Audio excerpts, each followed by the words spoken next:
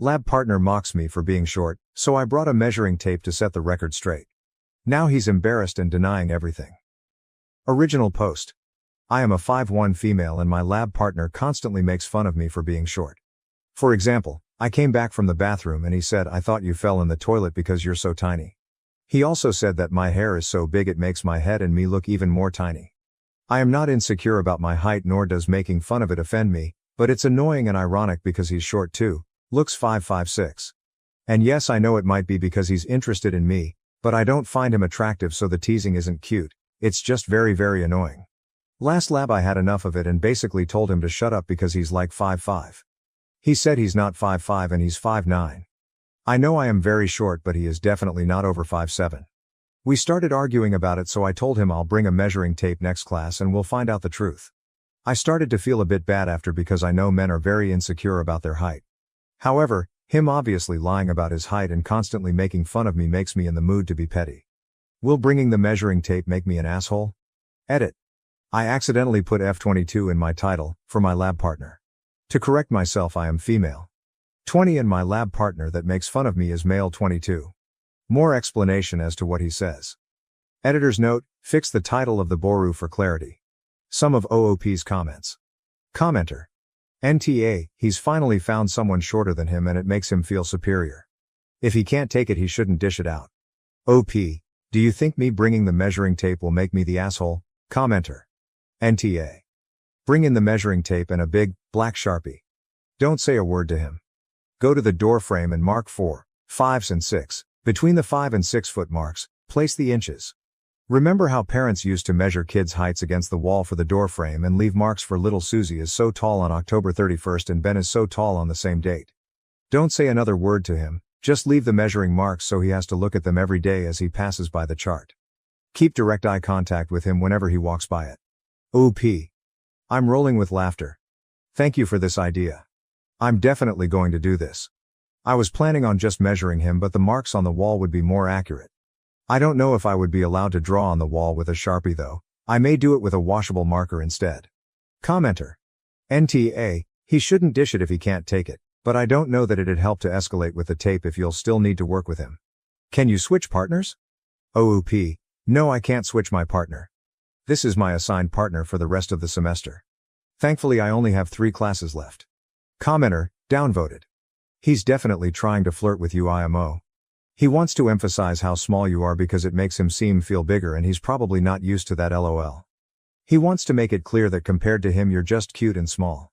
He's obviously insecure about his own height. I do think being short has wildly different implications for men and women, but it's not like you decided to do this after he made an offhand comment. You're clearly annoyed by this and he's being disruptive and kind of desperate by not shutting the fuck up about it. Measuring tape might be the exact tool you need to show him why this kind of shit is very bad for him, LOL. OP. I think so too, which is why I was hesitant to say anything. I didn't want to make him more insecure. I don't think he means it in a harmful way, but it's just annoying because he mentions it every single lab. However, last class he kept making inappropriate comments about our other lab partner and I getting married and having babies. That really crossed the line for me. I gave him a death stare and told him to stop in all seriousness, because the comments he was making were just making things awkward and uncomfortable. He chose not to listen and keep going thinking he was funny. After that I lost all respect for him. Commenter, haha. I had a guy worked with once who insisted he was 5'8". I literally said we're the exact same height, and I'm 5'3". Dude had the audacity to say someone had lied to me because I was obviously 5'7" or so. NTA, don't let their fragile masculinity bother you. Measure that boy. OEUP, this is absolutely hilarious. This guy said the same thing, that I must be 5'5". So now I'm suddenly not short anymore, huh, El Mayo? The audacity of these men to lie by a whole 4 inches thinking people won't notice is just embarrassing. OOP adds a bit more from his bullying. I'll tell you what I told the other person who said the same thing. To clarify, he also said, I thought you fell in the toilet because you're so tiny, when I got back because it took a while. He also said my hair is so big it makes my head and me look even more tiny. To add on, he repeatedly calls me shorty, or brings up my race saying my people are usually short. When I try to ignore him, he just keeps repeating the same thing to annoy me and get a reaction. I love being short. So there's nothing to be sensitive about. It's him being annoying and making these comments to someone he barely knows, all the while he's also very short, that bothers me. Oh, and I'm bringing the tape. Update. Same post. Update. I got to class late because of traffic, so I didn't have time to tape it up. Also, there is no actual wall beside me, so nowhere I could really tape it. But I still measured him. I whipped my tape measure out and they started laughing at first because everyone knew what was about to go down. Before I measured him, he asked me what the margin of error was and said, "That thing is 2-3 inches off." We both knew he lied at this point, lol. But I insisted on measuring him, and at first he didn't want to get measured. I told him to take his shoes off and he said he didn't want to. I said I'm subtracting an inch from the measurement then. He was 5'7" with the shoes on, so without them he's actually a little less. Even after I clearly measured him, he kept denying it, saying it's wrong, that I measured him wrong and the tape measure is incorrect. He then looked up how tall is 67 inches, because he kept saying that must not be 5'7". I couldn't believe he kept denying it even though I clearly just measured him. His friend, in the lab group across from us, is about the same height as him and also lied about his height last time. So he was embarrassed too because they both were obviously lying. I made a joke about how the top 2 inches must be invisible and he wasn't too happy. Our lab TA 6'2" came over and asked what the measuring tape was for. I told him it was to measure his height, pointing to my lab partner. I said he lied and the TA started laughing too. Next week I'm thinking of just taping the measuring tape at the door before class so they're always reminded of it when they walk in. There's really nothing more I can do. We both know he lied even if he doesn't admit it. Editor's note. Marked as concluded since OOP hasn't updated and proved her point, everyone knows the kid was lying. Now to the next story, story 2. After years of bullying, my sister invited me to dinner.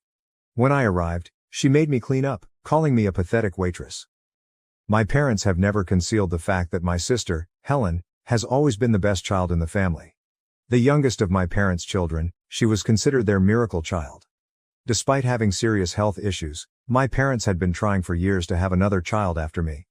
My parents were effectively told to give up on growing their family after my mother experienced problems following my delivery, which prompted physicians to advise against getting pregnant again.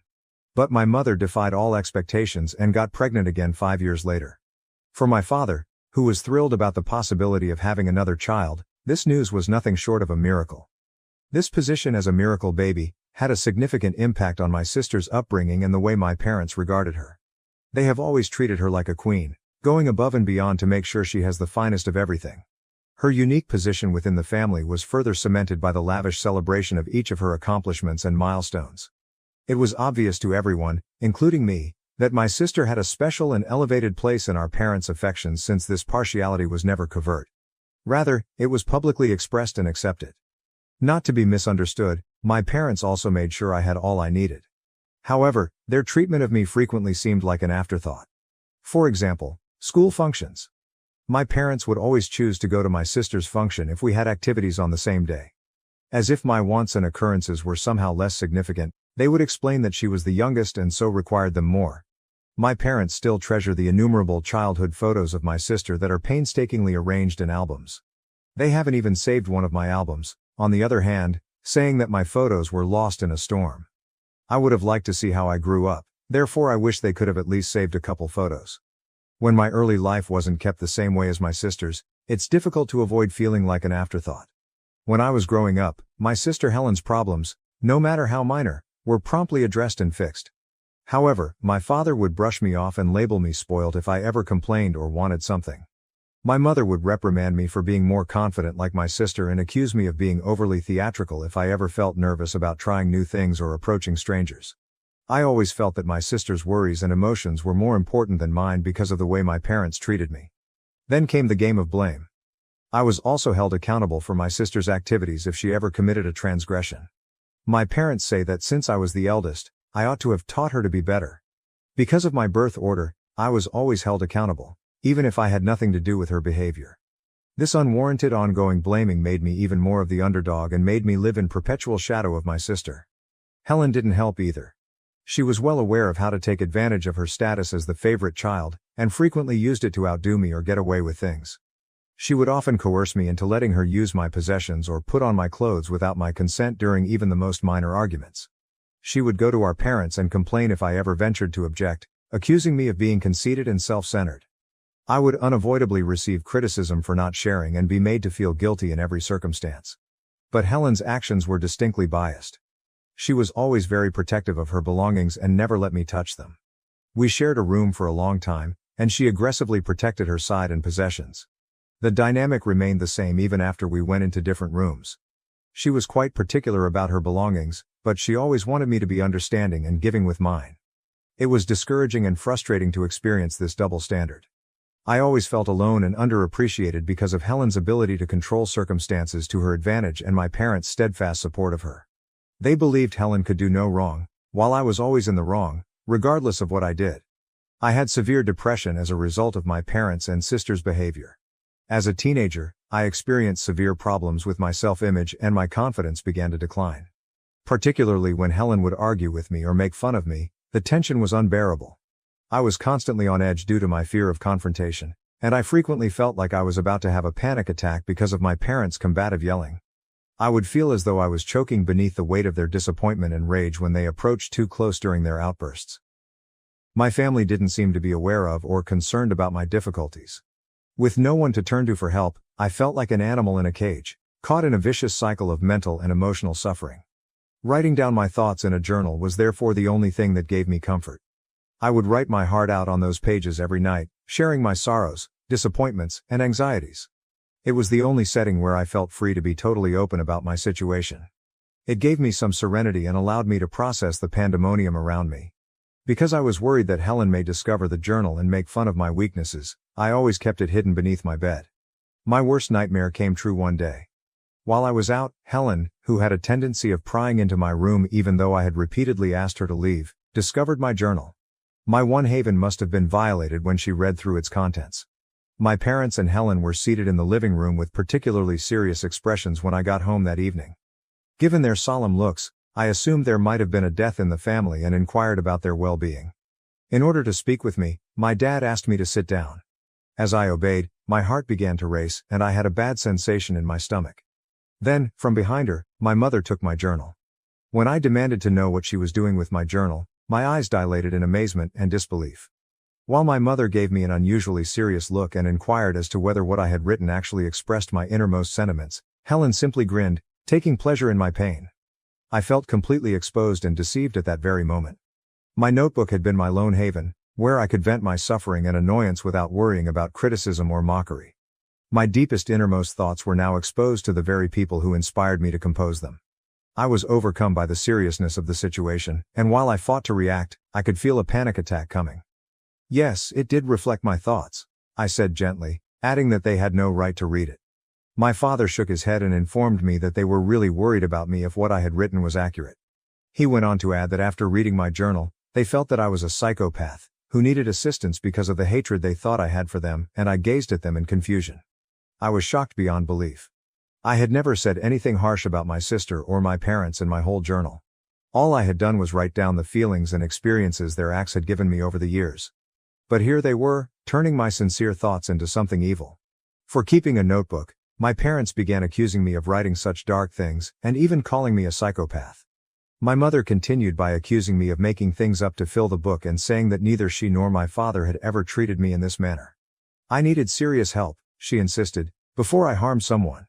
Helen went so far as to comment that she was ashamed to call me her sister after reading my notebook since my actions were clearly not normal. Retorting that I had done nothing wrong and that I had not written anything negative about them, I attempted to defend myself. I clarified that they had no authority to condemn me based on my personal reflections because the notebook was only about my life. My family, however, was obsessed with their story that something was wrong with me and didn't care about my explanations. In front of them, I felt so vulnerable and exposed. They seemed to have taken away the last remnant of my privacy and turned it against me. The very following day, my parents informed me that I needed serious help before things turned south, and that they would be taking me to see a psychiatrist. It was obvious that they perceived me as the issue because of the disdain and misdirected worry in their statements. I experienced a crippling sense of powerlessness and betrayal. Instead of admitting the pain and harm they had caused, it seemed as though they were intent on making me the issue and changing the course of events. I was deeply hurt by the betrayal, and their reaction made me feel even more alone and powerless than I had already felt. I felt quite uneasy and guilty at first when I started seeing a psychiatrist, as though I had actually done something wrong. I was ashamed to express my thoughts as I had accepted the notion that I was the problem in my family. My psychiatrist recognized my hesitancy and attempted to close the distance by using my notebook. I felt more at ease and was able to open up when she read entries from it and asked me questions based on what I had written. Since it had always been easier for me to express myself on paper than in person, the journal was a useful tool throughout our meetings.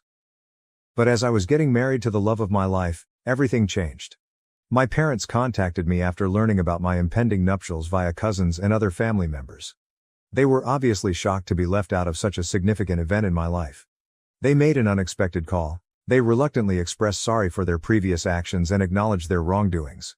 Since I was going to have a family of my own, they acknowledged that even though they couldn't alter the past, they still wanted to make new memories with me. They pleaded with me to pardon them and let them share in this new phase of my life. Their apologies was a surprising turn of events that had me face a variety of feelings. I chose to forgive them and invite my parents to my wedding since I was starting a new chapter in my life. In addition, they asked my sister to come, but I flatly refused, and they didn't pursue the matter. In retrospect, I'm glad I invited my parents, who had a great time at the wedding. The decision seemed natural since they were truly thrilled for my husband and myself. Since then I've tried to occasionally go over to my parents' house for supper in order to catch up. I occasionally have to talk to my sister on these visits. She still attempts to enrage me by making insensitive remarks about my marriage or my family, but I always make sure to confront her conduct head-on and correct her. Helen has only grown more resentful of me over the years, particularly after learning that I get along better with my in-laws than she does with her husband's family. Her in-laws have never truly embraced her into their family and apparently still hate her. She tries to put them down by making subtle remarks about my spouse or my in-laws. She expresses her annoyance and discontent with her personal situation through these comments. Helen keeps making these harsh remarks despite my dad's repeated observations of her behavior and his request for her to cease. I was told I was pregnant 4 months ago. My spouse and I are ecstatic about the news. He makes twice as much as I do, so we agreed that I should take a temporary leave of absence to concentrate on the pregnancy. My spouse and my in-laws, who have been quite sympathetic and supportive along this process, fully back this decision. My sister was incensed when she learned that I had chosen to quit my career in order to stay at home with my unborn child. Because they needed both of their earnings to make ends meet, her husband never permitted her to be a stay-at-home mother, which was the source of her rage. Helen never had the opportunity to unwind or take a break during her pregnancy, unlike me. As a result, whenever we get together, she criticizes my choice to express her displeasure. She has referred to me as foolish, and suggested that being a stay-at-home mom is humiliating. On multiple occasions, I have just laughed off her comments and told her that I had years of experience and could go back to work whenever I chose. Helen, however, has attempted to manipulate the issue by claiming that I should never have given up on my profession and that my husband is being domineering. This strikes me as ironic because I chose to leave my job. I am aware that her attempts to discredit my choice are obviously motivated more by her personal discontent with her life than by any genuine criticism of my decisions. I have made every effort to avoid her in order to preserve my mental health and give my whole attention to enjoying my pregnancy. My sister contacted me a week ago to invite me to a dinner party she was throwing. She wanted my spouse and I to go, and she intended to invite her in-laws and our whole family. I viewed this dinner gathering as a welcome diversion and an opportunity to mingle, as I hadn't gone out much since my pregnancy. I was more motivated to go since I reasoned that my sister would probably pay less attention to me with so many people around. Although I consented to go, things didn't work out that night.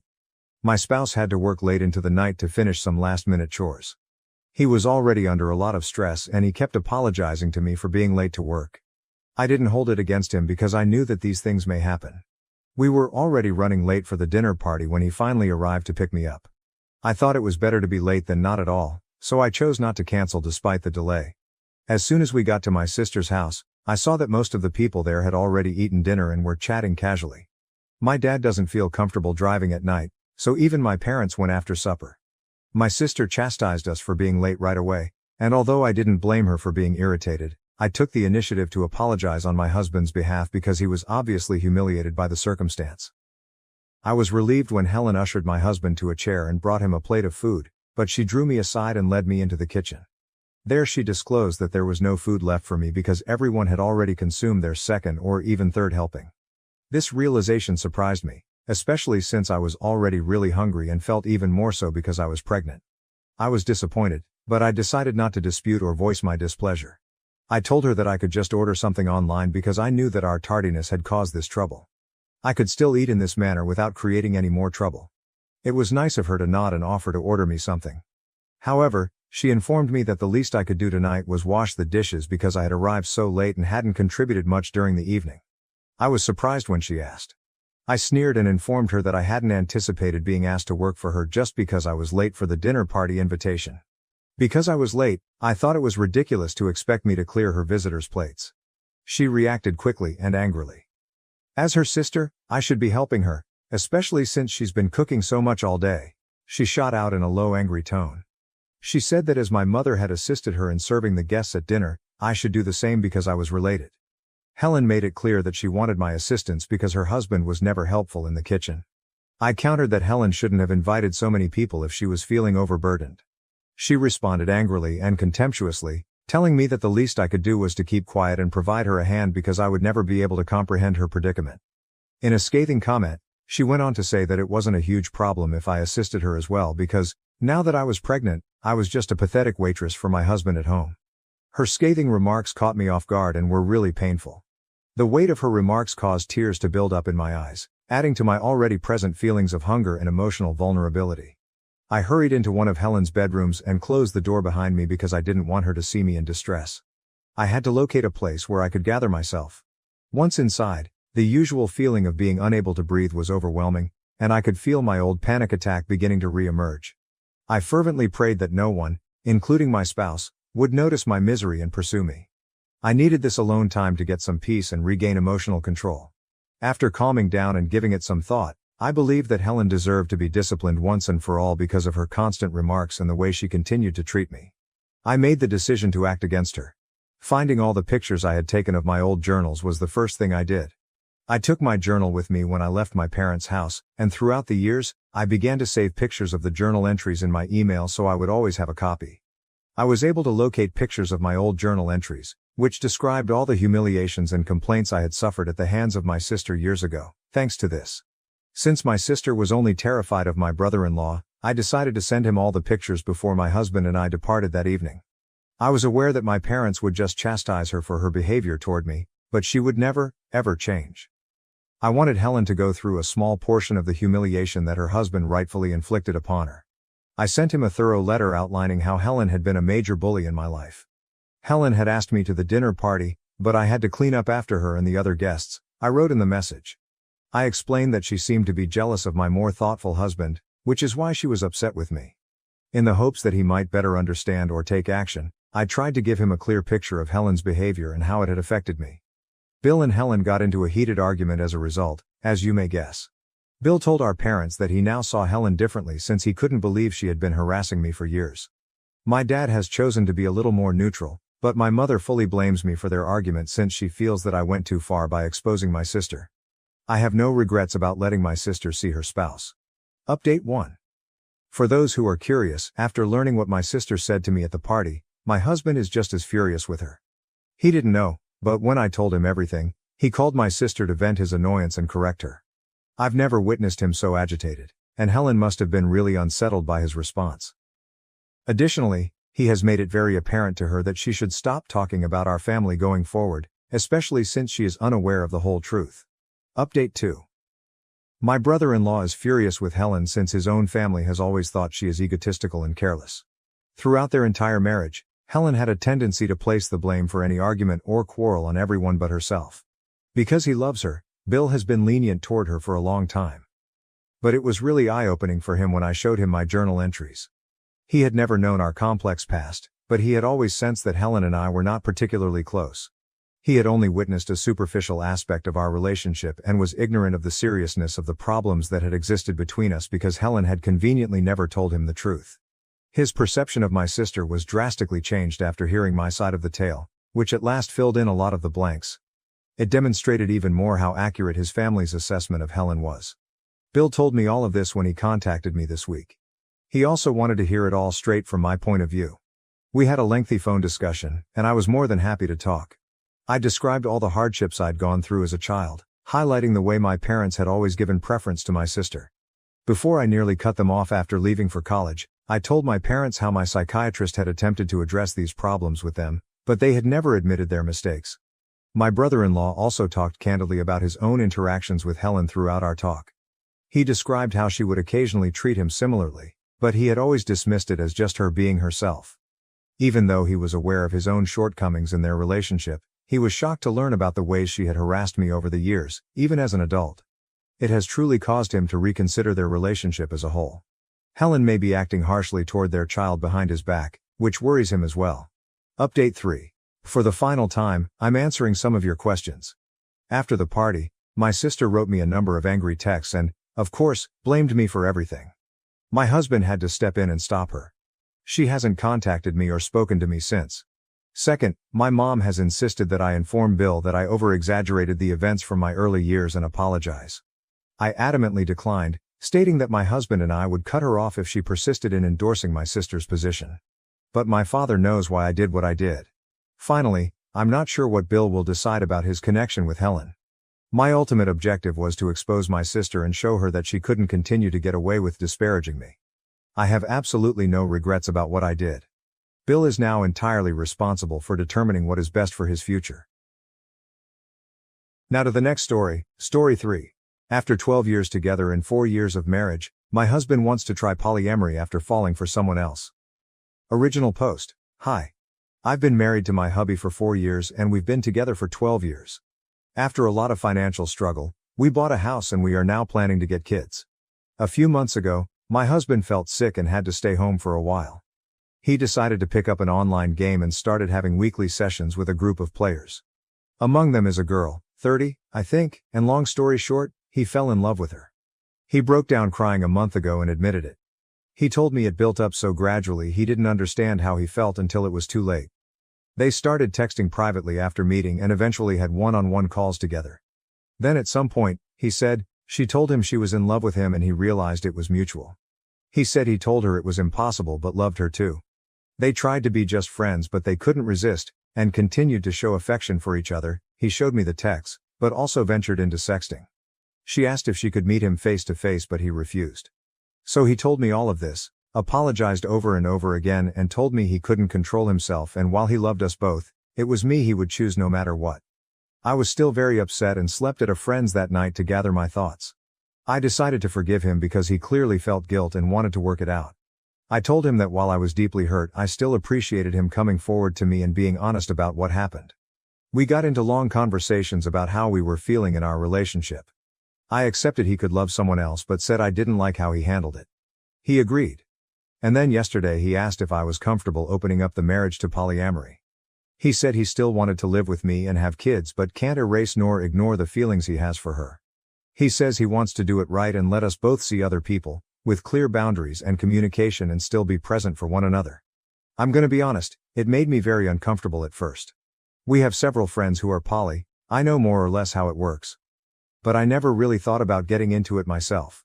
I am not against it, it just never crossed my mind before.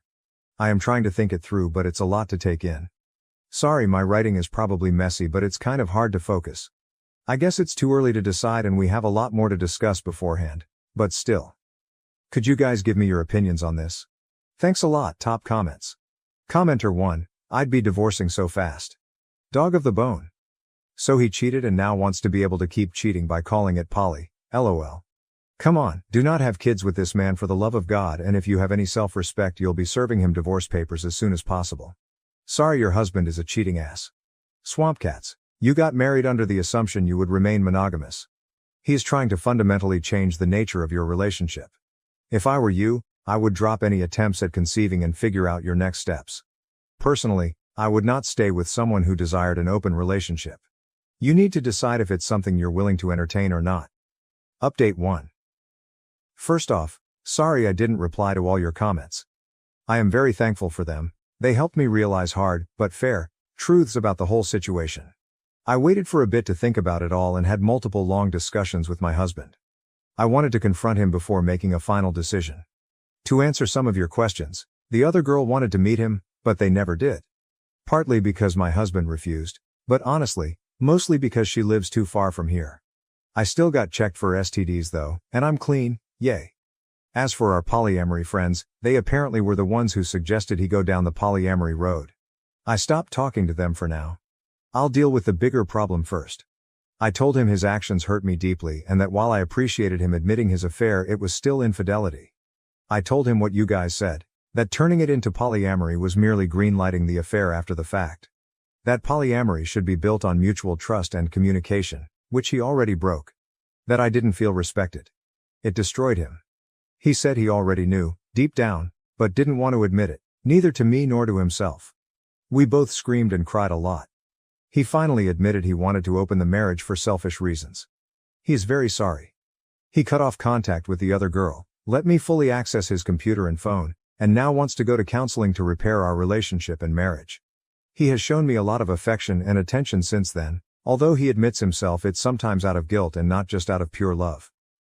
And now I want to make it work too, but, am I? Or is it a sunk cost fallacy? I don't know. Our first session is in 2 months, the earliest we could get, and every day I change my mind. Literally yesterday I wanted to leave him, while today I think it's worth giving it a try. Because we've known each other for so long, we understand each other on a very deep level, share a lot of interests and have already built so much together. He was there for me during hard parts of my life. He took responsibility for his actions and is really trying. Plus, if I leave him, I'd have to start my life nearly from scratch. Find a new place to live, go back into dating for the first time in 12 years. I don't want to lose everything. It sounds very hard and scary. Am I not too old for this? But at the same time, that's a form of denial, isn't it? It doesn't matter if those years were good, it's not going to be the same. Even if he gains my trust back, even if I forgive him, I'll never forget. I think he is genuinely remorseful, but isn't it too late for that? I am too empathetic, him being present now doesn't erase what was done. Do I want to stay not because I still believe in this relationship, but because I don't have the strength to ask for a divorce? Because it's the easy choice, some kind of codependency? I have no idea.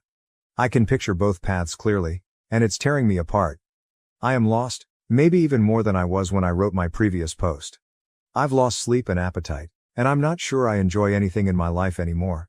I booked an appointment with a psychologist, for me alone, to help with this whole thing. I am sorry. At this point, I am rambling. I know I am the only one who can decide what's okay and comfortable for me or not. It's ultimately my choice and my choice only. The emotional hell I'm going through just makes thinking about that choice very hard and paralyzing. I'll go to both therapies and try to see what to do from here. I'll try to update, but it's probably going to take a while. I am sorry. I want to thank you again for your support, and I am sending you guys a lot of love. Edit. A couple of infos I should have mentioned but didn't because putting all of that into writing without omitting something is much harder than I thought. He cut off contact with her because once he told him he was married and wanted us both, she just ran away and broke up with him. There are times since then where my husband starts feeling sad or angry because of what's basically withdrawal. And for that he's smart, least sensible enough not to blame me. What kind of marriage did we have before this crisis? It will sound so naive. It's my first and only romantic relationship. We were very close and basically grew as adults together. We could talk about anything and understand each other. We shared the same values and interests. What changed? I think we got into a routine and he got bored. During our argument he said he was addicted to the attention the girl was giving him and that he felt I didn't show him I was in love with him enough anymore. I told him that even if it was true, he should have told me instead of having an affair. On one hand I have my faults too and I could accept this as one of them, on the other I was taking care of him and the house while he was sick. I don't think he believes it, I don't think he means it. But it makes me wonder whether I was actually a good wife for him. Even though I am not responsible for his actions. Thanks again for your support y'all. It's a lot, to process but it helps me. So much. Relevant comments. OP on if she and her husband have kids and plans on getting counseling. OP, kids are off the table.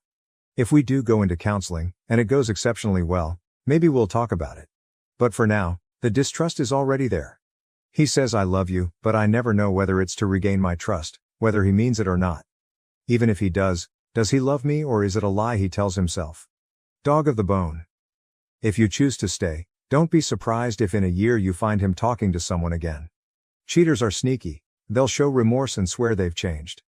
Meanwhile they're smirking inside because they've started a new affair and think they can get away with it this time. OOP. Thank you, it's obvious and well known. Once a cheater, always a cheater. But reading it helps me fight denial. I really need to break up with him. If not for myself, just to show him that actions have consequences. Final update. TLDR. We are divorcing. Hooray. TW. Emotional affair, manipulation, self-harm threats, psychological abuse. Hey, I hope you are doing well. So my soon-to-be ex-husband had an emotional affair online and tried to make me greenlight it by asking for an open marriage, where we'd be allowed to have side adventures. I refused and his affair partner dumped him. He begged me to try to reconcile with him, to which I agreed, while I was actually trying to prepare my exit. We both went to individual therapy, still am. We separated temporarily 3 times, but every time I came back, it went terribly. He was desperate. He kept trying to cross my boundaries, love bombing me, playing the victim, asking to touch me even though I established I didn't want to, threatening to kill himself if we were to divorce. I could go on and on. This made me finally realize, along with my therapist's help, a lot of self-reflection and my exchanges on Reddit, that I was in an abusive relationship. Which is an important part, actually the most important part of this update. Please look up definitions and examples of abuse, because I had no idea that what my husband had been doing all these years, even before the affair, counted as such. In his case it was psychological abuse, manipulation, gaslighting, guilt tripping, blame shifting, emotional blackmail. Nothing aggressive or mean. Which turned me into a very submissive partner over the years, always catering to his needs while erasing mine. I rationalize everything. It happened subtly and gradually and I was too naive to see it for what it was. His emotional affair and open marriage proposal were the natural continuity of that. Of course, the more I tried to get away from him, the more manipulative he got. Now that I was aware of it, I knew what he was doing. But fighting years of conditioning, even if you recognize it and succeed, is kicking exhausting and disarming. So, earlier today, I brought a friend home to assist me. We sat down, the 3 of us, and I told my husband we were over and I handed him the papers. It might sound dumb, but it's genuinely one of the hardest things I've ever done in my life. I was terrified. Yet he agreed. He repeatedly asked me if I was sure. He reminded me of the family we were planning to have and of our best memories together. Was it all for nothing? Apparently, yes. He was heartbroken. Clearly mad and frustrated. But still, he agreed. He signed them and went back to his parents for now.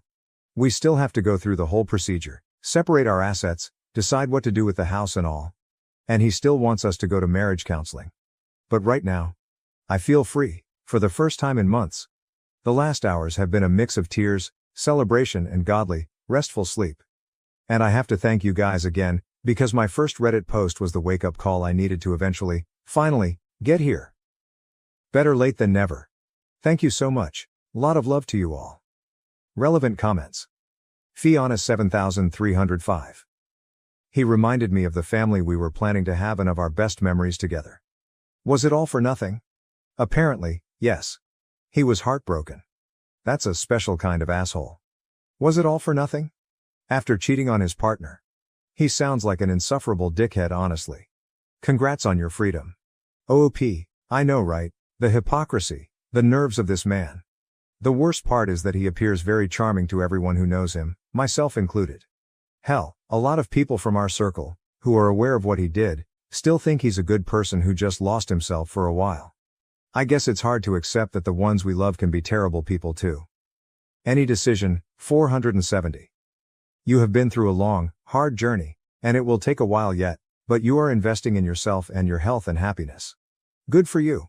Continue self-care, and practice safety and security. Slow down and heal so that you will be strong and ready to seek and recognize true love. Wishing you a joyous future. You can do this. Oop, thank you. I'll do my best. I like to think the hardest part is behind me, but this story taught me to expect the worst. Whatever happens though, from now on, it's me first. I deserve love and happiness and I'll fight for it. Update 3, my previous post should have been the final update. I wish, God I wish. But no, of course not. Of course it got worse again. Fuck my life. After my soon-to-be ex-husband signed the divorce papers, we went no contact, or at least, I tried to.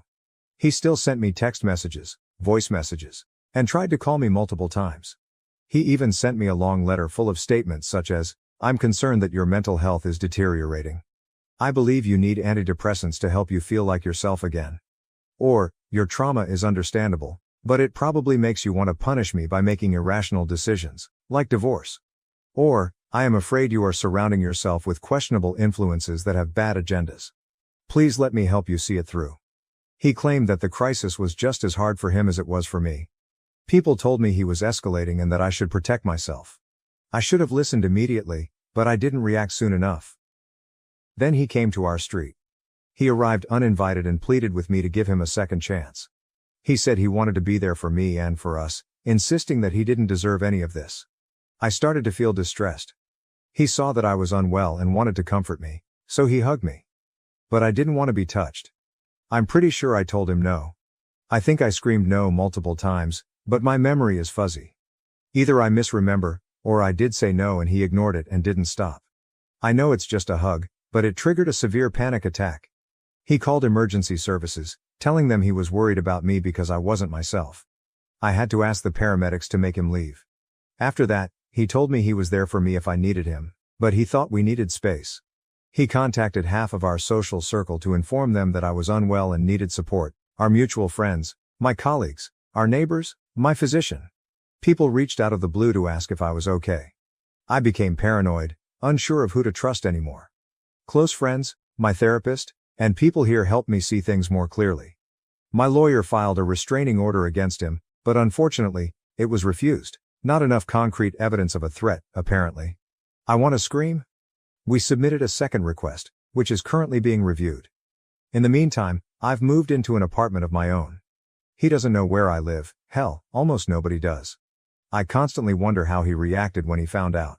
I'm still paying my half of the mortgage because nothing has been decided regarding our house yet. It's financially very hard for me, but I do feel safer.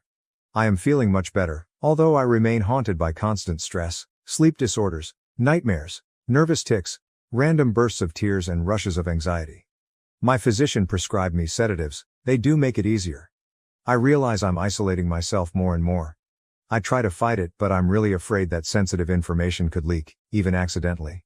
I've started reaching out to my closest friends again, as much as I can. I'm trying to come back here on Reddit. I keep going to therapy, it's necessary. Because one part of me, the part he cultivated for so long, urges me to stop all of this. To go back to the house, cancel the restraining order, cancel the divorce, call him, apologize, and repair our relationship. It would be insane. I am not going to do that.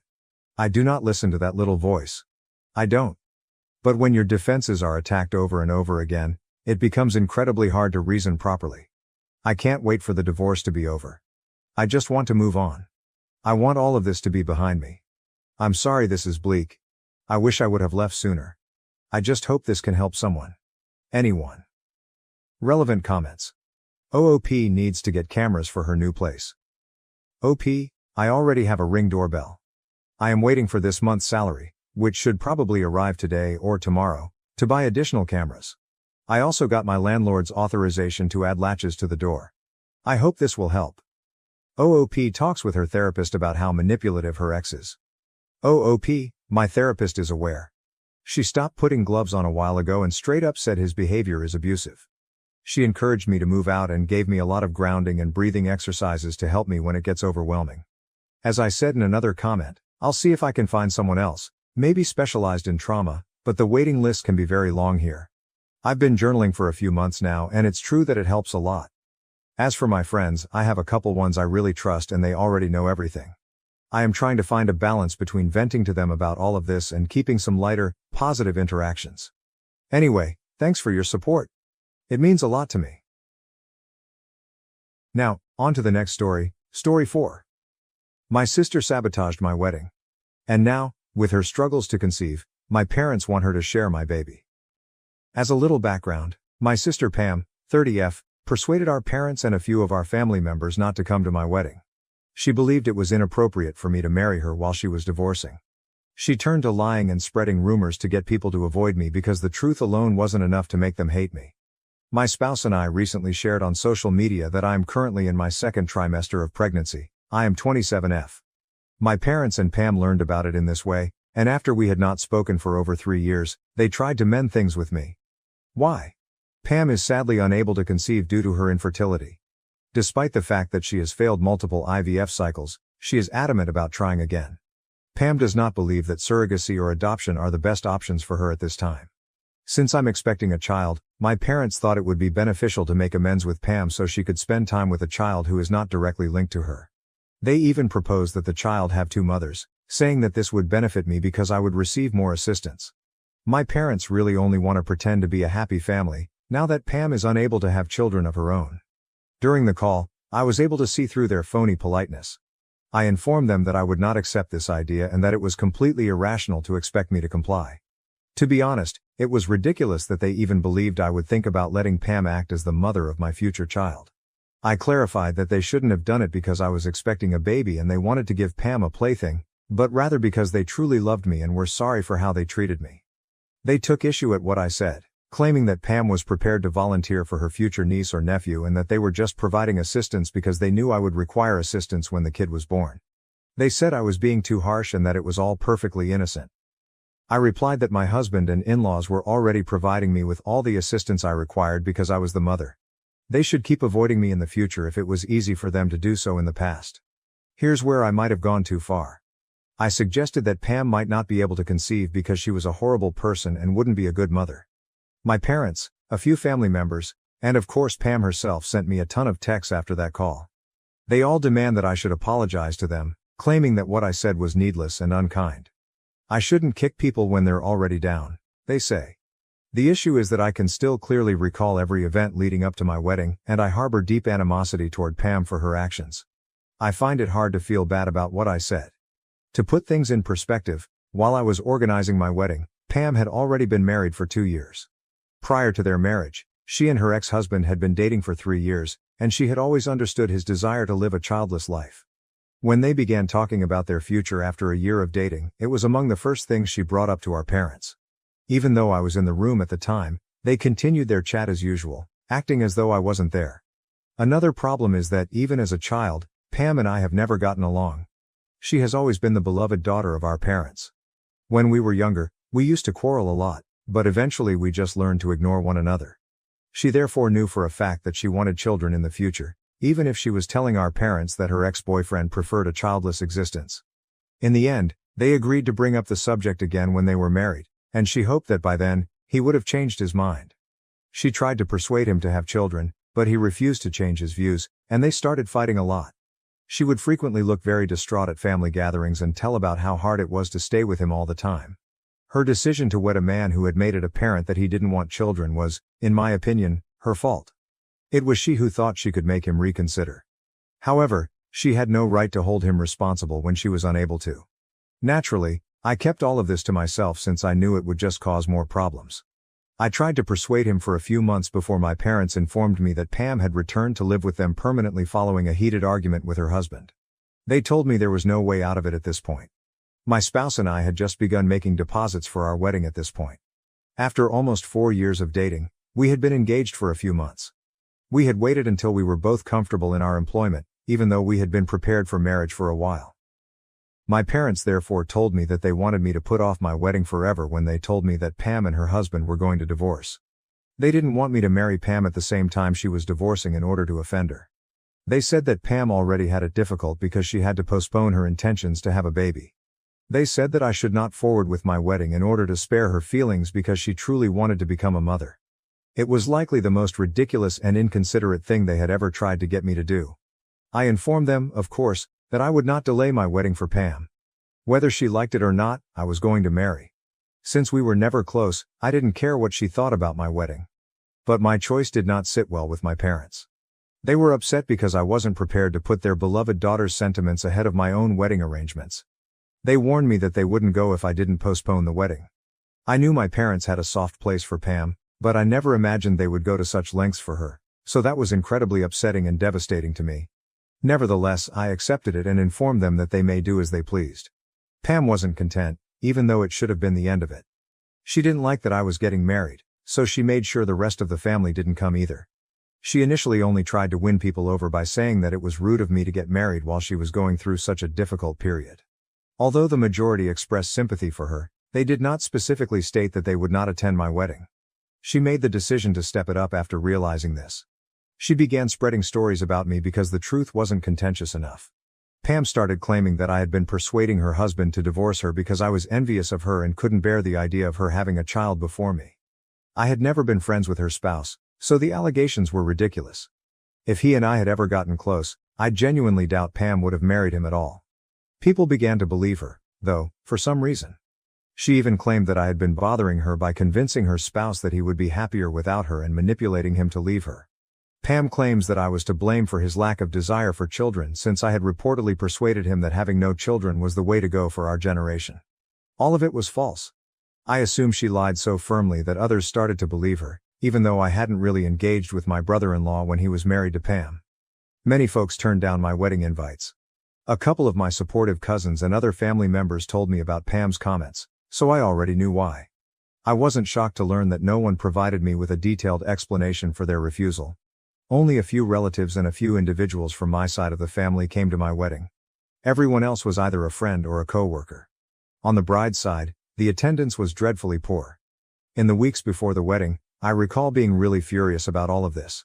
Many individuals had already made up their minds, and some had even blocked me, but I knew I could try talking to them and being honest.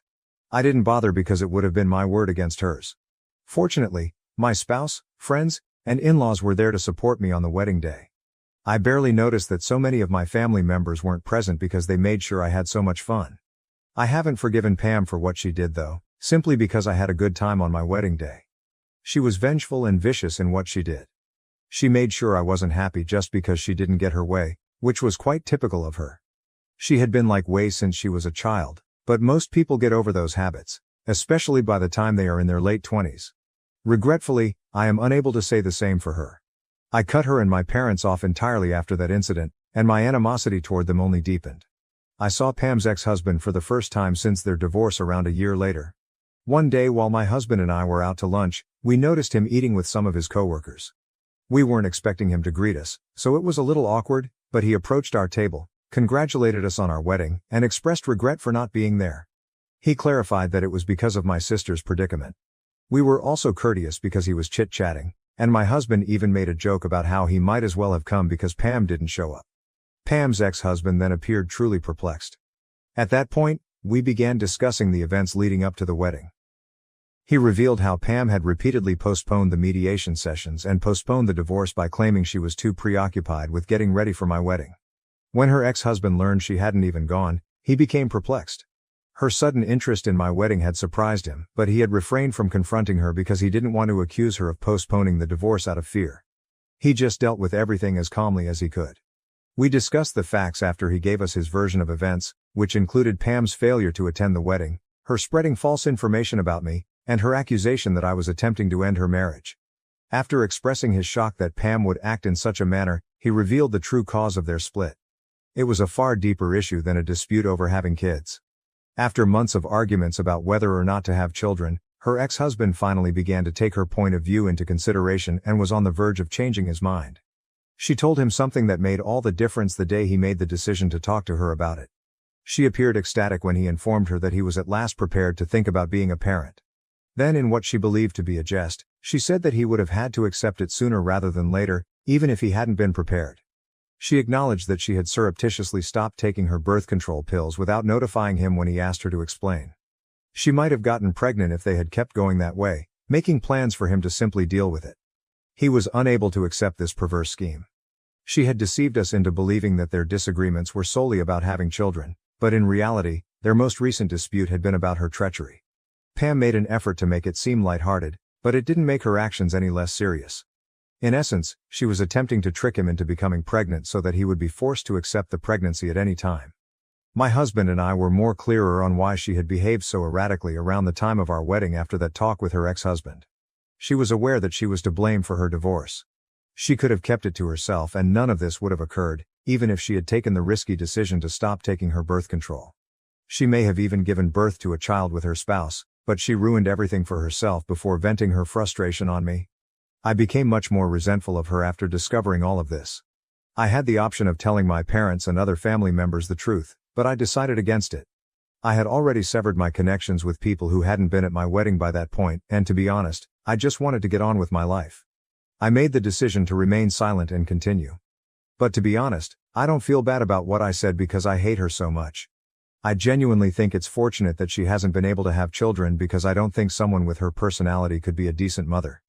The fact that she and my parents only contacted me because I am pregnant and they wish to play happy family with my unborn child further bothers me.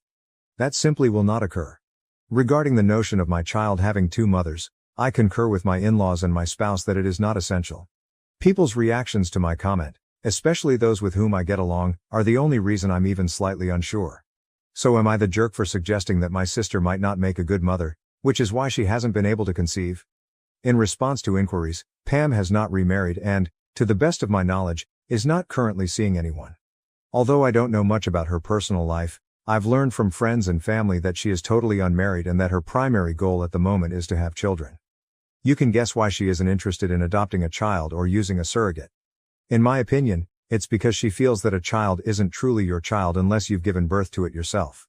She has been trying for over 3 years, including when she tried to conceive with her spouse and when she used donors for IVF following the divorce. So far, nothing has worked for her. Most people would think about other choices by now, but she isn't interested, and that's her decision. The fact that she and my parents only tried to reconcile after I revealed my pregnancy is what truly seems odd. The remark about 2 mothers stuck with me. Additionally, you all observed that they made particular reference to the fact that this baby would be linked to her by blood. Technically speaking, my child would be her blood relative because she is my biological sister. However, bringing it up while trying to make amends is odd, and their actions simply gave off a disturbing, almost baby stealer atmosphere. I'm afraid she'll start projecting and acting like the mother if I do try to forgive her and give her some contact with my child. I can't allow that to occur. Some of you have questioned why I haven't defended myself in front of the rest of the family or spoken out about the true cause of her divorce. In all honesty, I don't believe it's worth it. I became aware of my true friends and supporters after the wedding. Everything that transpired deeply wounded me, and even though I wanted to speak out about the truth, I decided against it. I wanted to be left alone. Even a few family members with whom I get along well said that I was a little callous when I told Pam that she couldn't have children. Although they don't expect me to apologize, they do believe it was a little too severe. These folks have always stood behind me, so that's why I'm worried. If they too think I was too severe, then maybe I should be worried. Update 1. I appreciate all of the comments left on my post. I appreciate your support, even though it seems like most of you believe I'm NTA. I will continue to ignore Pam and my parents, and I have made the decision not to apologize to them. They are obviously unhappy about this. On social media and in real life, they are acting like the victim and disparaging me in front of our family members once more. I already don't talk to those people, so I'm not bothered by it. What could possibly go wrong? That they will further isolate me. I made the decision to talk to my family members that support me yet disagree with my remark and address it. Almost everyone in the family is aware of what happened and what I said, and Pam and my parents have made a big issue out of it. I reached out to people who truly care about me since I won't engage with someone I don't get along with. I admitted to them that, in the heat of the moment, I had uttered those things. However, that doesn't change the fact that Pam's deliberate attempt to draw attention to herself during my wedding was much worse. For years, Pam has been mean and disrespectful to me, and I won't say I'm sorry for something that might even be true. She won't be significantly impacted by my remark, at least not in the same manner that she did me when she created rumors. Because of what she said, my family declined to come to my wedding. It's not the same thing because my viewpoint won't stop her from being pregnant. Those who were on my side are still supportive, and my relatives seem to understand this. I'm okay with them deciding not to talk about it anymore. All I want is for my pregnancy to be a joyful and healthy one. I hope this tension between Pam and my parents ends quickly. I don't want them to stretch this out because I might have to tell them some things they won't like. This is something I really don't want to deal with, especially now that I'm expecting. Update 2. My parents have been playing the victim and informing everyone in the family about what I said for the past 2 weeks since I last spoke to them on the phone.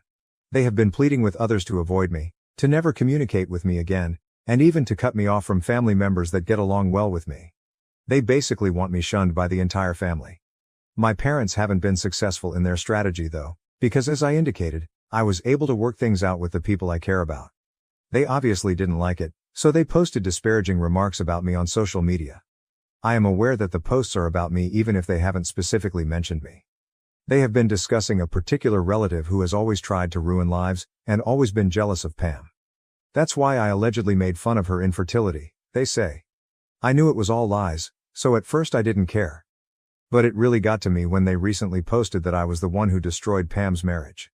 I chose to reply since they were repeating the same falsehoods they had told me around the time of my wedding. I made contact with my former brother-in-law. Even if we don't communicate frequently, we are on speaking terms because we still greet one another on holidays and on our birthdays. I told him everything that had been going on and asked if he would mind if I told the truth in public. I did what he told me to do. The drama has escalated since I wrote about Pam's actions and the true cause of their divorce.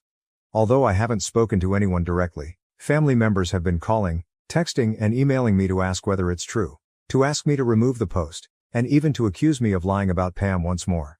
None of them have received a response from me. My parents and Pam, on the other hand, have remained remarkably silent, which suggests that they have little to defend themselves. They'll find words though, I'm sure. Even after all of this, it's disheartening that no one in the family has bothered to apologize to me, but it's okay since it's exactly what I anticipated. I believe I've been successful in exposing Pam for who she truly is, which was my major objective. I'm just going to relax and observe what happens next. Update 3. Pam and my parents finally contacted me a few days after my last post, stating that they were prepared to apologize. But only if I consented to have my post removed. The rest of the family hasn't expressed regret to me, but they seem to have contacted my parents and Pam to criticize their actions. They told my parents that it was unfair to portray me negatively when Pam was ultimately to blame for her divorce. My relationships with my parents have suffered greatly as a result of their years of deceiving the family.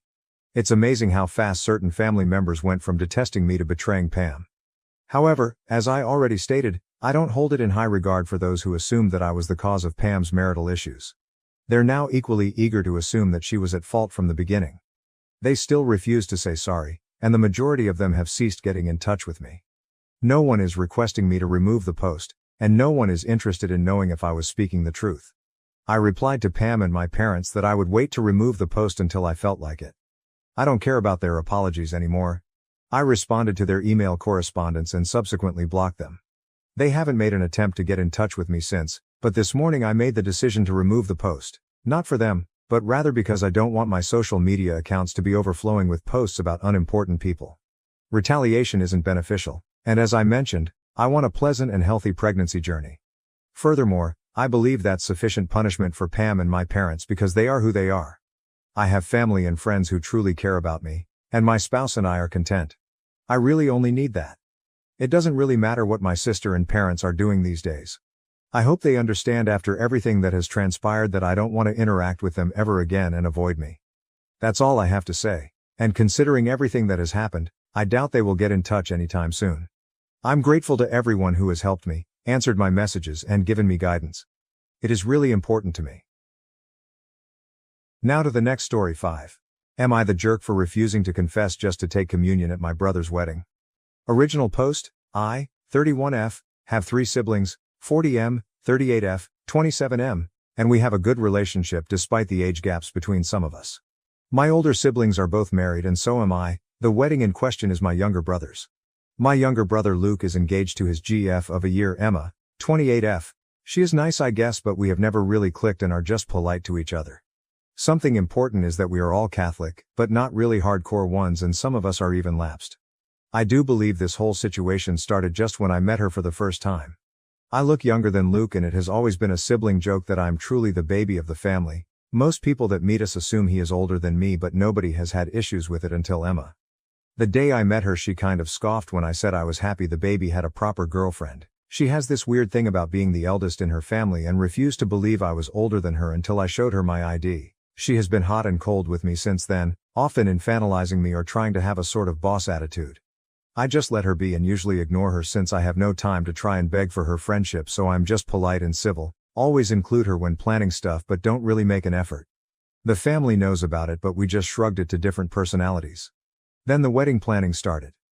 Emma decided I could not be in the wedding party since I was not married in a church, fine by me. Then she requested that the immediate family submit their dress planning so she could check it fits the wedding dress code, fine whatever. You see where this is going, I hope. You'll see I have not gone to confession or have communion in more than a decade. If I go to a mass for whatever reason I am respectful and simply sit or stay standing during the rites I don't participate in. Well, this is not good enough for her and she says I need to take communion during their wedding. I said no and she has not taken it well. For the most part I avoid her as I said before, but this time I wasn't gonna say yes or risk an issue. I told her that for taking communion one needs to go to confession and I didn't want to.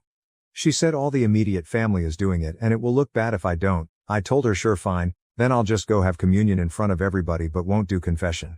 She said if this was gonna be my attitude, I was uninvited from the wedding because I clearly wanted to ruin the day for her. I turned to my brother and told him thanks, gave him a thumbs up and went home.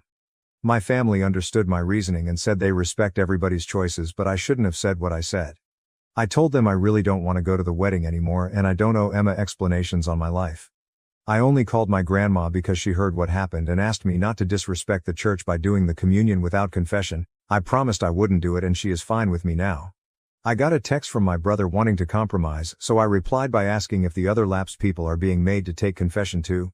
He said no because it was only nuclear family members. I find it funny since all the others are clearly older than her and she just behaves like this with me and the youngsters. AITA? Some of OOP's comments. Commenter: you should alert the priest to her behavior. He will ensure that she stops with her actions. She cannot make rules that do not exist in the church. I would send a quick email to him and let her deal with the consequences of her own actions. OOP: I actually considered it, but I don't think I will since my grandma might be doing it herself.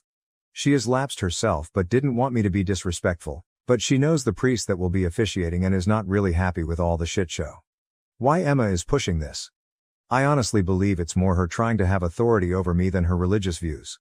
My oldest brother finds it ridiculous but said he would not intervene unless I ask him to, which I appreciate cause despite Luke acting like a dipshit I don't want more drama. Commenter: just consider that the less you do the longer this drama will go on. Maybe getting more people involved would actually shut her behavior down for good. OP: I don't want to give her the attention she craves. My grandma said she will handle it with the priest and I will simply sit down. My whole family and most of the common friends know already. Luke and Emma themselves told them and shot themselves. Demand an apology in order to go. I already told my parents I am not coming no matter what. They are clearly not pleased with how she spoke to me, but even more displeased with my brother, but we agreed on not intervening more.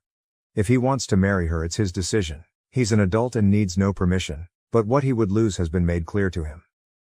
Commenter: I would let grandma handle it. She sounds feisty. How old is she? Oopie: my grandpa used to say she was like a firecracker, lol. She's 81 and has been lapsed for like 25 years I think. She still has friends in the church community and all, but they respect her decision not to participate in the rites anymore. Commenter: yeah, I would definitely let her handle it then. Please keep us updated. I really want to know if the wedding even happens. OOP: I am conflicted because I do love Luke very much but I dislike him right now. I know grandma is fair and just. Also now I am sure Emma doesn't even know why grandma is lapsed and might be in for a shock. Commenter: can't you just go get a blessing? I'm an atheist but my parents are hardcore Catholics and my dad became a deacon last year. They asked us, me and my siblings, to go get blessings as a compromise as none of us are religious. I still declined personally, but my understanding is that going to get a blessing is common for non-confirmed and considered an act of participation. If you're just lapsed, rather than actively rejectful, then that seems like a perfect compromise, and one where you can pretend to be going for communion before crossing your arms before the priest, or whichever signal said church uses. OP: my issue is not about the blessing, it's that she singles me out and wants to have some sort of authority above me. A bunch of my family are lapsed but she has not made a big deal over it except of me. Her stupid argument falls apart because my oldest brother is also lapsed, but she doesn't seem to care, or maybe she has not realized it. She has not mentioned anything to him, but is making a huge deal because I don't participate. One of the top comments: lucky effective 1564, NTA who died and made Emma Pope. OOP: LOL, I will share this particular one with my grandma next time we talk. She is gonna love it. Update post 1. Things have moved but I wouldn't call any of this a positive progress.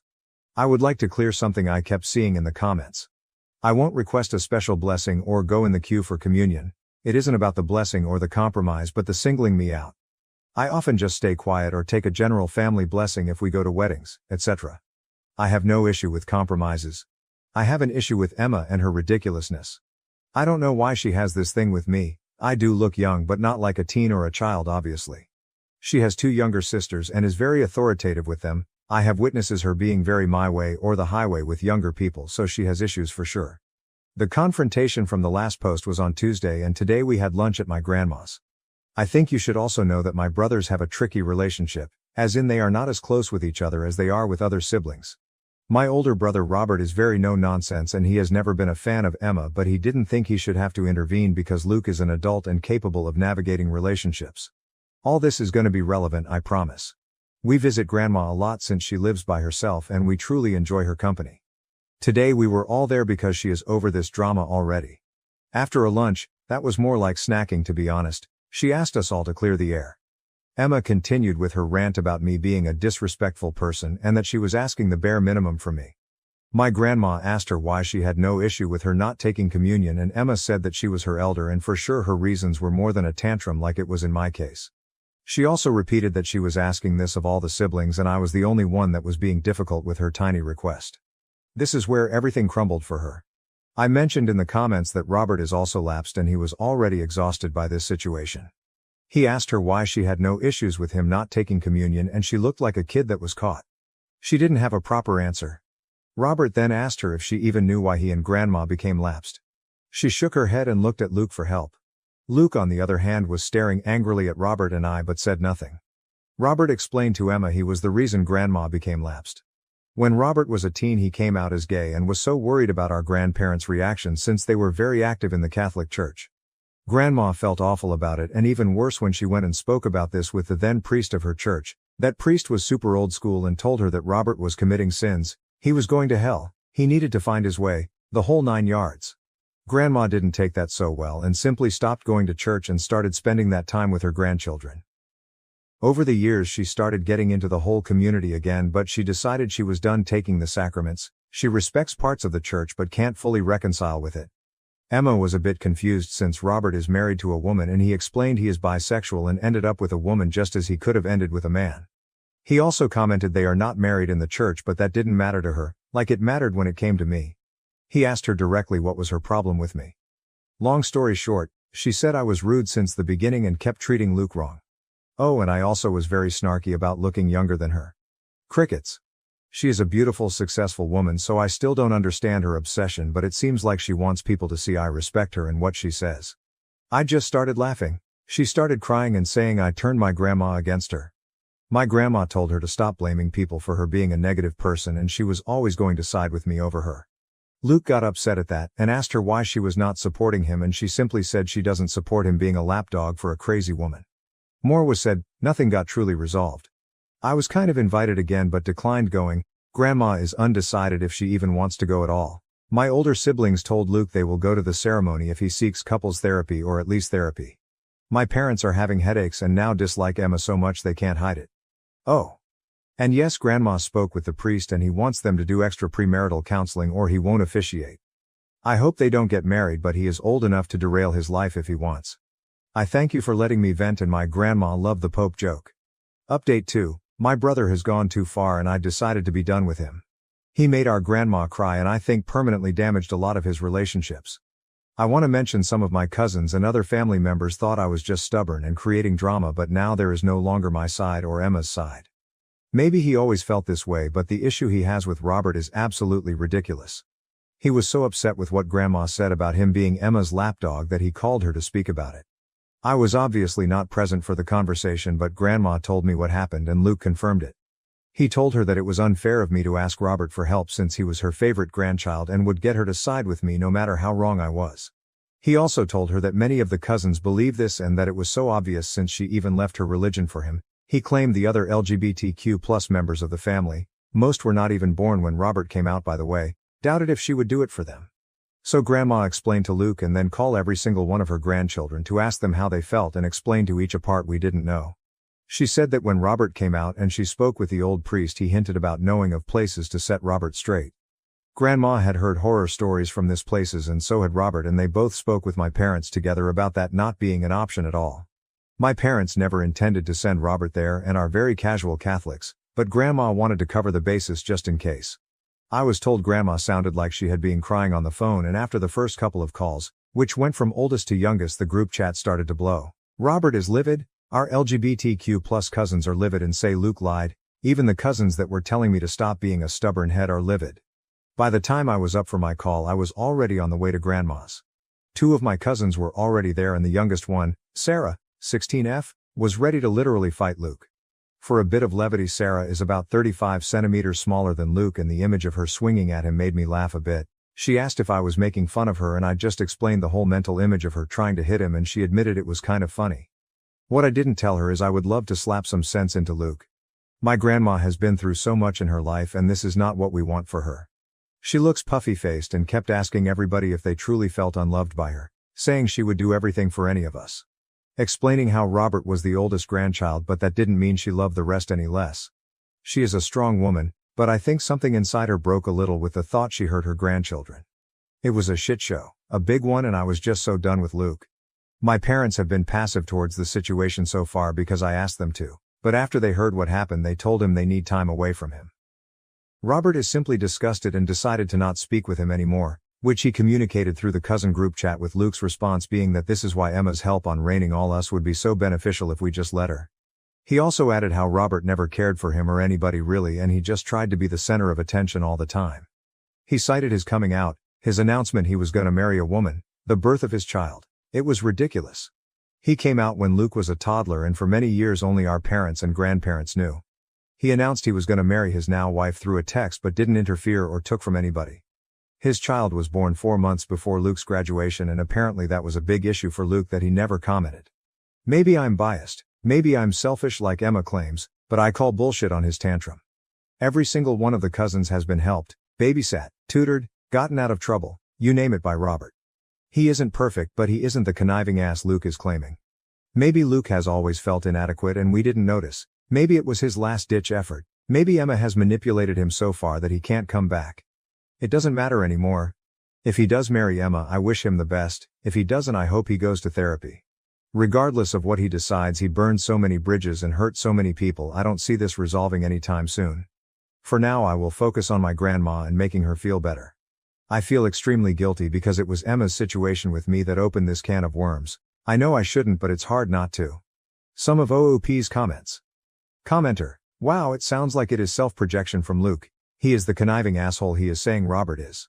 OOP: Robert is the type of older cousin Sarah would call if she is drunk at a party and needs a safe ride. He also did it for Luke, which is why I don't get his deal. Commenter: irrational behavior is called that because it can't be rationalized. Luke is exhibiting very irrational behavior, which is why you'll never understand it. The best you can hope for is that he gets some serious therapy and pulls his head out of his ass sooner rather than later. OP: if he asked for help and apologized sincerely, I would be there in 2 seconds. He knew what he was doing when he spoke without grandma. He knew it would cause her pain. He knew he would hurt Robert too. Robert might not be crying, but he feels bad about the situation. He has always looked out for everybody and even has pics of him holding every single one of us as babies all over one of his walls. I always knew they were not the closest of brothers, but this is too much. Commenter: this is not your doing. Understand, this is all Emma's fault. She knows it too. I'd bet money she is realizing how much her need to feel superior to you is costing. Wait. OOP: logically, I know this is on Emma and Luke, but seeing my grandma so sad and trying to convince everybody she loves us makes me feel bad. I know she will bounce back though. Commenter: it may be that her purpose is to isolate him. Please tell your grandmother from another old lady not to doubt herself because Luke has decided to live in crazy town. OOP: I don't know anymore. He is still very active with our maternal family so far. I am unsure how they will react when or if they hear what happened because both families have a great relationship. He still has a strong support system when it comes to friends. Some even dislike or disapprove of Emma and are vocal about it. I am seriously on the wave that this was low-key less about me and more a poke to Robert. And thanks. She really needs a lot of love. Commenter: NTA, your little brother and his fiancée sound insane, as he thinks y'all are obligated to let some unhinged random woman to rein you all in because he likes fucking her. With his tactics with your grandma, I think you need to stop saying this is all on Emma. Look back at her having an issue with you because of how you mistreat Luke. Which from your account doesn't seem happens. It sounds like your brother has created a narrative of the situation that is likely not recognizable as truth by anyone else. Maybe he resents being the kid and no one listening to him and figures he can get his way by acting victim. Who knows? OOP: you hit a point I've been trying to avoid. Maybe he has been like this all the time and Emma is just putting a magnifier on it. I must say he was the center of attention when it was about him. Graduations, birthdays, presentations, engagement party. He got celebrated on his achievements just as loud as everybody else. Grandma tried to always be there, so did our parents. He was always invited to stuff. Always asked for his opinion on group decisions. He has always been loved. Commenter: I posted this on the other post, but if she is such a good Catholic, she should know you can't take communion anyway, since you weren't married in the church. I wouldn't break the rules for this psycho. Hope your brother gets away from her before she hurts any more people. Oopie, oh that is so out of the question now, I wouldn't go to that wedding even if the Pope himself asked me to. I am going no contact with Luke and so are most of my relatives due to his conversation with Grandma. Now to the next story 6. My mom kicked me out for her new family, then demanded college money for my siblings when she found out I'm successful. To put things in perspective, my mother gave birth to me at the age of 20, and my biological father was never involved. He never wanted children, she told me, and because they had only been dating for a few months when she became pregnant, she offered him the option to leave, which he did. She stated that because of the bitterness of their breakup, she had chosen not to demand child support from him and he had also refused to pay. Never talking again was convenient for both of them. She was fortunate to have my grandparents' unwavering support and encouragement, which enabled her to finish her schooling and secure employment. She dated a couple men while I was younger, and she began dating Harry, a co-worker, when I was about 8 years old. Before getting married, they dated for over 3 years. Although we weren't very close, Harry and I got along well enough to put up with each other being in the house. When my mom became pregnant 4 years after they were married, everyone was overjoyed, including me. In retrospect, I probably should have known what was going to happen, but I was too preoccupied with the idea that my mother would always support me. I hoped Mom wouldn't leave me now because she had endured a lot of challenges raising me by herself. She obviously distanced herself from me after she married Harry, and we began to drift apart, but I thought it was only a phase and that things would improve. During her pregnancy, I did my best to be encouraging, but she appeared to get angrier every time I was there. To avoid disturbing her, I made the decision to become scarce, but it seems that I wasn't inconspicuous enough. She and Harry sat me down for a serious conversation 6 months after she gave birth to twins. They informed me that they couldn't keep me in the house since they had 2 children to look after. They couldn't legally throw me out without getting in trouble because I was still a juvenile, having just turned 16. By highlighting the financial burden of providing for a big family, on their meager income, they attempted to persuade me otherwise. Since we had been living comfortably up until that point, I honestly didn't think it was hard to maintain 2 adults, 1 teenager and 2 kids on the salary of 2 web engineers. They clearly only wanted me gone. I genuinely didn't want to leave, so even at that point I attempted to offer ways to stop it. If money was a problem, I offered to acquire a job, but my mother said she wanted to save money and resources for the children who deserved it more. She stated that they deserved to stay with them more than I did, not that they needed this more. That was all it took for me to decide that I had to leave because it was obvious that no one wanted me. They knew I had enough dignity to know I was unwanted, so they had only nudged me in the right way after I left, without even telling me where I should go. Their strategy was successful. Since they hadn't really evicted me, it wasn't technically an eviction, but I would still consider it to be the same. I felt like I had no other choice after they had forced me into a difficult situation. I went straight to my grandparents' house when I left that day. They wanted to be there for the twins, so even though they were upset about what my mother had done, they didn't cut her off. At 16, I obtained part-time work because I could no longer financially rely on my grandparents due to their advanced age. When my mom and Harry went to visit my grandparents with the kids, I would see them every now and then, but they seldom ever inquired about me. They tended to be very formal, as if they didn't miss me at all, even when they did see me. They actually appeared to be happy without my presence. I was saddened by my mother's apparent decrease in irritability, but I knew there was nothing I could do about it. Until it was time to go to college, I lived with my grandparents. My mom wasn't involved with me even then, so I had to rely on friends to assist me get settled in my dorm because my grandparents weren't old enough or healthy enough.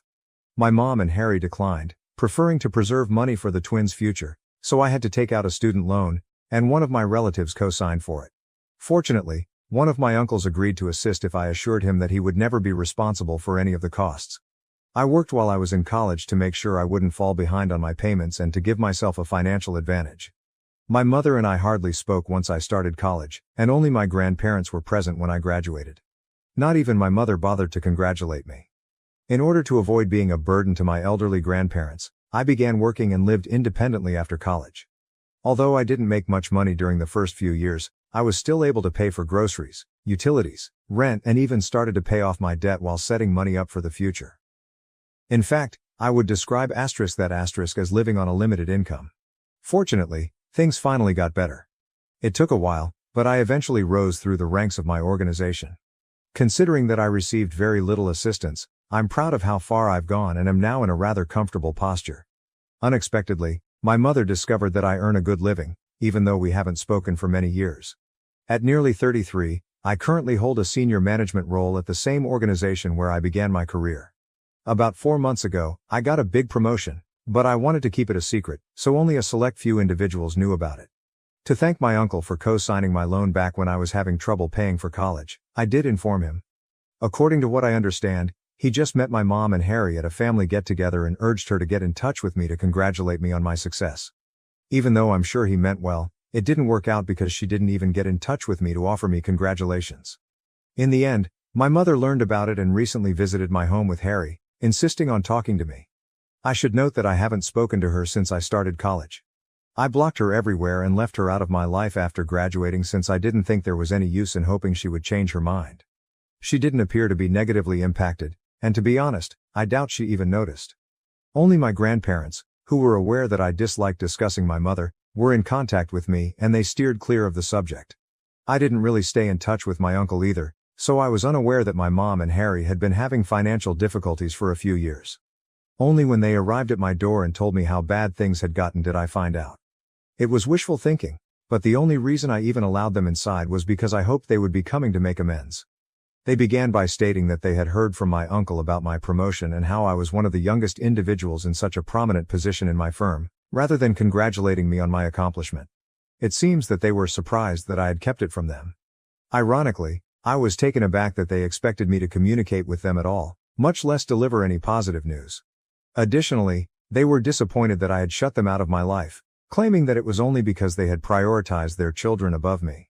They maintained that I should have been old enough to comprehend their rearranged priorities and not harbor resentment as a teenager. They said that I should have supported their decisions rather than going in with my grandparents. I'm not even sure why they thought I would agree with their choice to expel me from the house.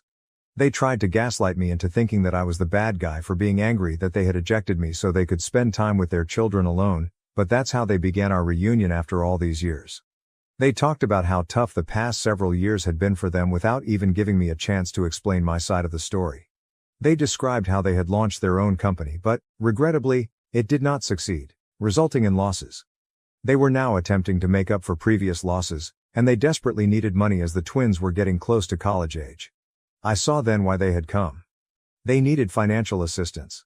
They didn't waste any time going right to the point, even trying to soften it by claiming that I could make it up to them by paying for my siblings' schooling, but that at first they were upset that I hadn't contacted them despite performing well. Their attempt to make it seem as though they were doing me a favor by allowing me to pay for the college education of 2 children I no longer knew astounded me. I told them right away that I wouldn't be doing that and that it was disrespectful of them to believe they could coerce me into doing so. I became irate and reminded them that they were the reason I had to work during my college years and pay for my own education. Because they wanted to save for their real children, who they believed deserved it more than I did, they had refused to provide me with financial support back then.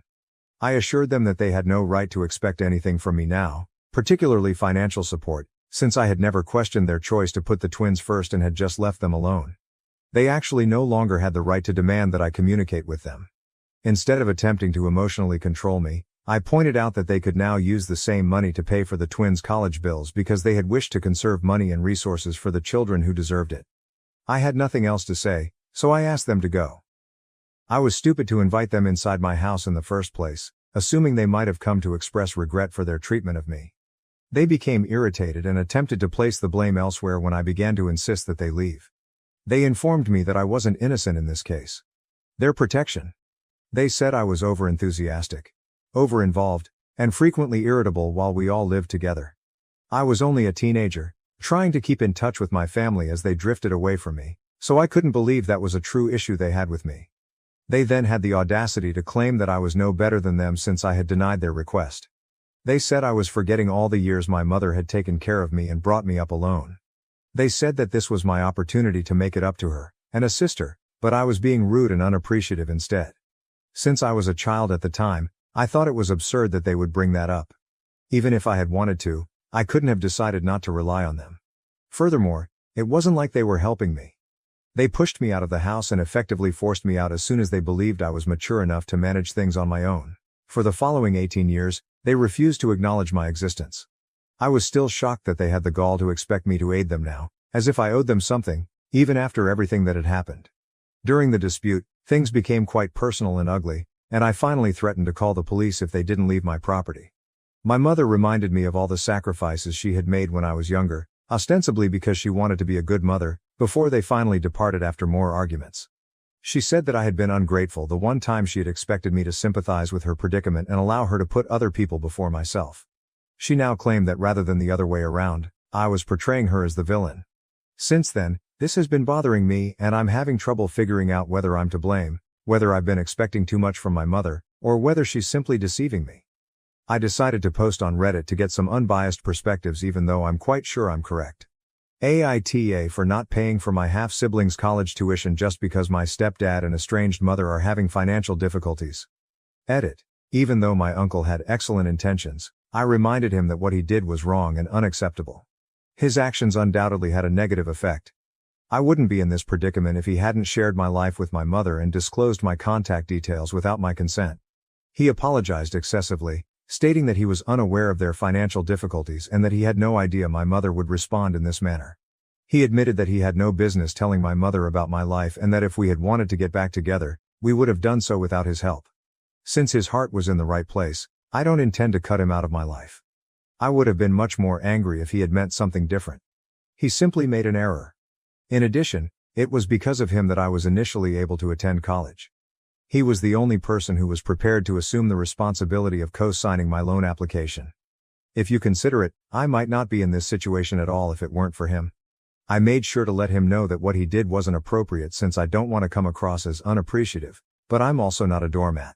Whatever I did was fair enough, and I believe I found the ideal balance. We're doing great together. And I won't hold anything against him because I needed this resolution somehow. I also discussed my mom's recent struggles with my grandparents. They believe I'm correct and have promised to make an effort to persuade her to change her mind. I realized that they didn't want to lose touch with their other grandchildren, which is why they have remained in touch with my mom. They understand the struggles my mom's family is going through, but they don't think it's right or fair to put me through this. That's their position on the issue and I believe it's reasonable enough. Asterisk.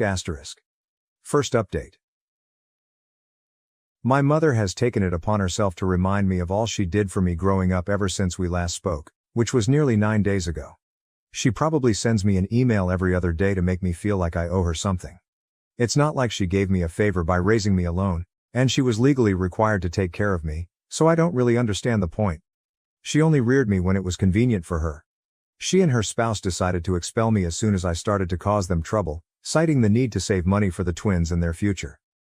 Now that we're in the future and the twins are adults, I believe they should rely on themselves rather than wasting time trying to manipulate and guilt-trip me.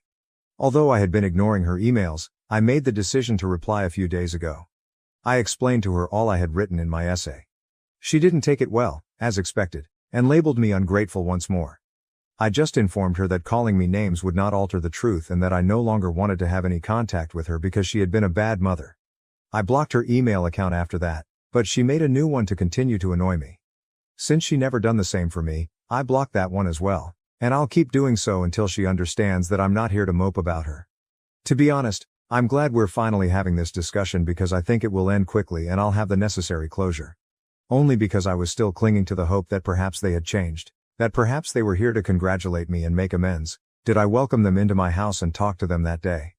However, speaking with them made me realize that they are just not the type of individuals who are able to experience regret, guilt or shame. I've fully given up on ever making amends with them after it once again made me realize how self-centered and cunning they are. Second update. I believe that my mother's appearance at my place of employment earlier today was the most bizarre thing she has ever done. Fortunately, I wasn't working today, so she departed really fast and didn't succeed in her endeavor. I was feeling a little under the weather, so I decided to take the day off, and I'm so happy I did.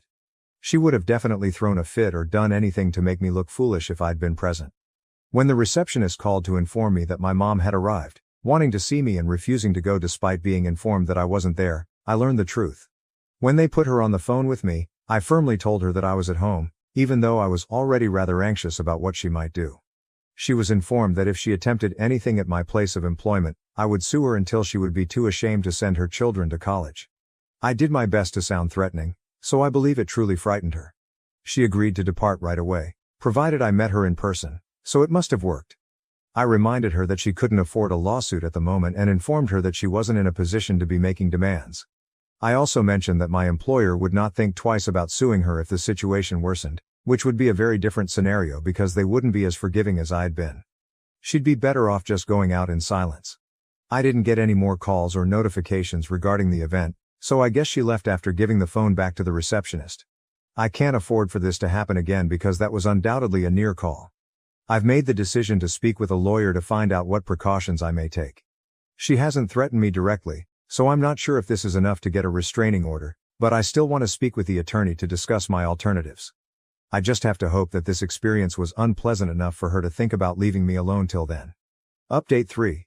Since I'm very certain we now have grounds for a restraining order, I suppose I don't need to consider filing one. When my mother arrived at my place of employment last week, I was able to persuade her to leave. However, in light of this week's events, I believe that a restraining order against her needs to be issued for everyone. She was waiting outside my door when I got home from work a few days ago. I informed her right away that I didn't want to argue and that I would call the police if she didn't leave. She practically raced at me and threw me to the ground, sending my phone flying out of my hands as I was ready to dial. She cursed at me and blamed me for everything that had gone wrong in her life, while she attempted to beat me up. It took me a while to react since I was so taken aback by her insane conduct. However, because I consistently work out and am much younger than her, it was simple for me to overwhelm her when I did. Fortunately, all the shouting had alerted my neighbors to the problem and caused them to call the police. They even came to my aid and restrained my mother as we awaited the arrival of the cops. I made the decision to file charges when the police eventually arrived. She is currently in a lot of trouble. In addition, I've discussed this with my attorney and requested a restraining order against her. I've been informed that Harry has taken the children and moved in with his parents. I'm not sure if he intends to come back anytime soon. He apparently challenged her about her behavior after saving her and informed her that she couldn't continue acting in this manner. She also got into a fight with him, which seems to mean she's really lost it. I believe she finds it difficult to believe that I'm doing well in life, but in all honesty, she is to blame for her own issues.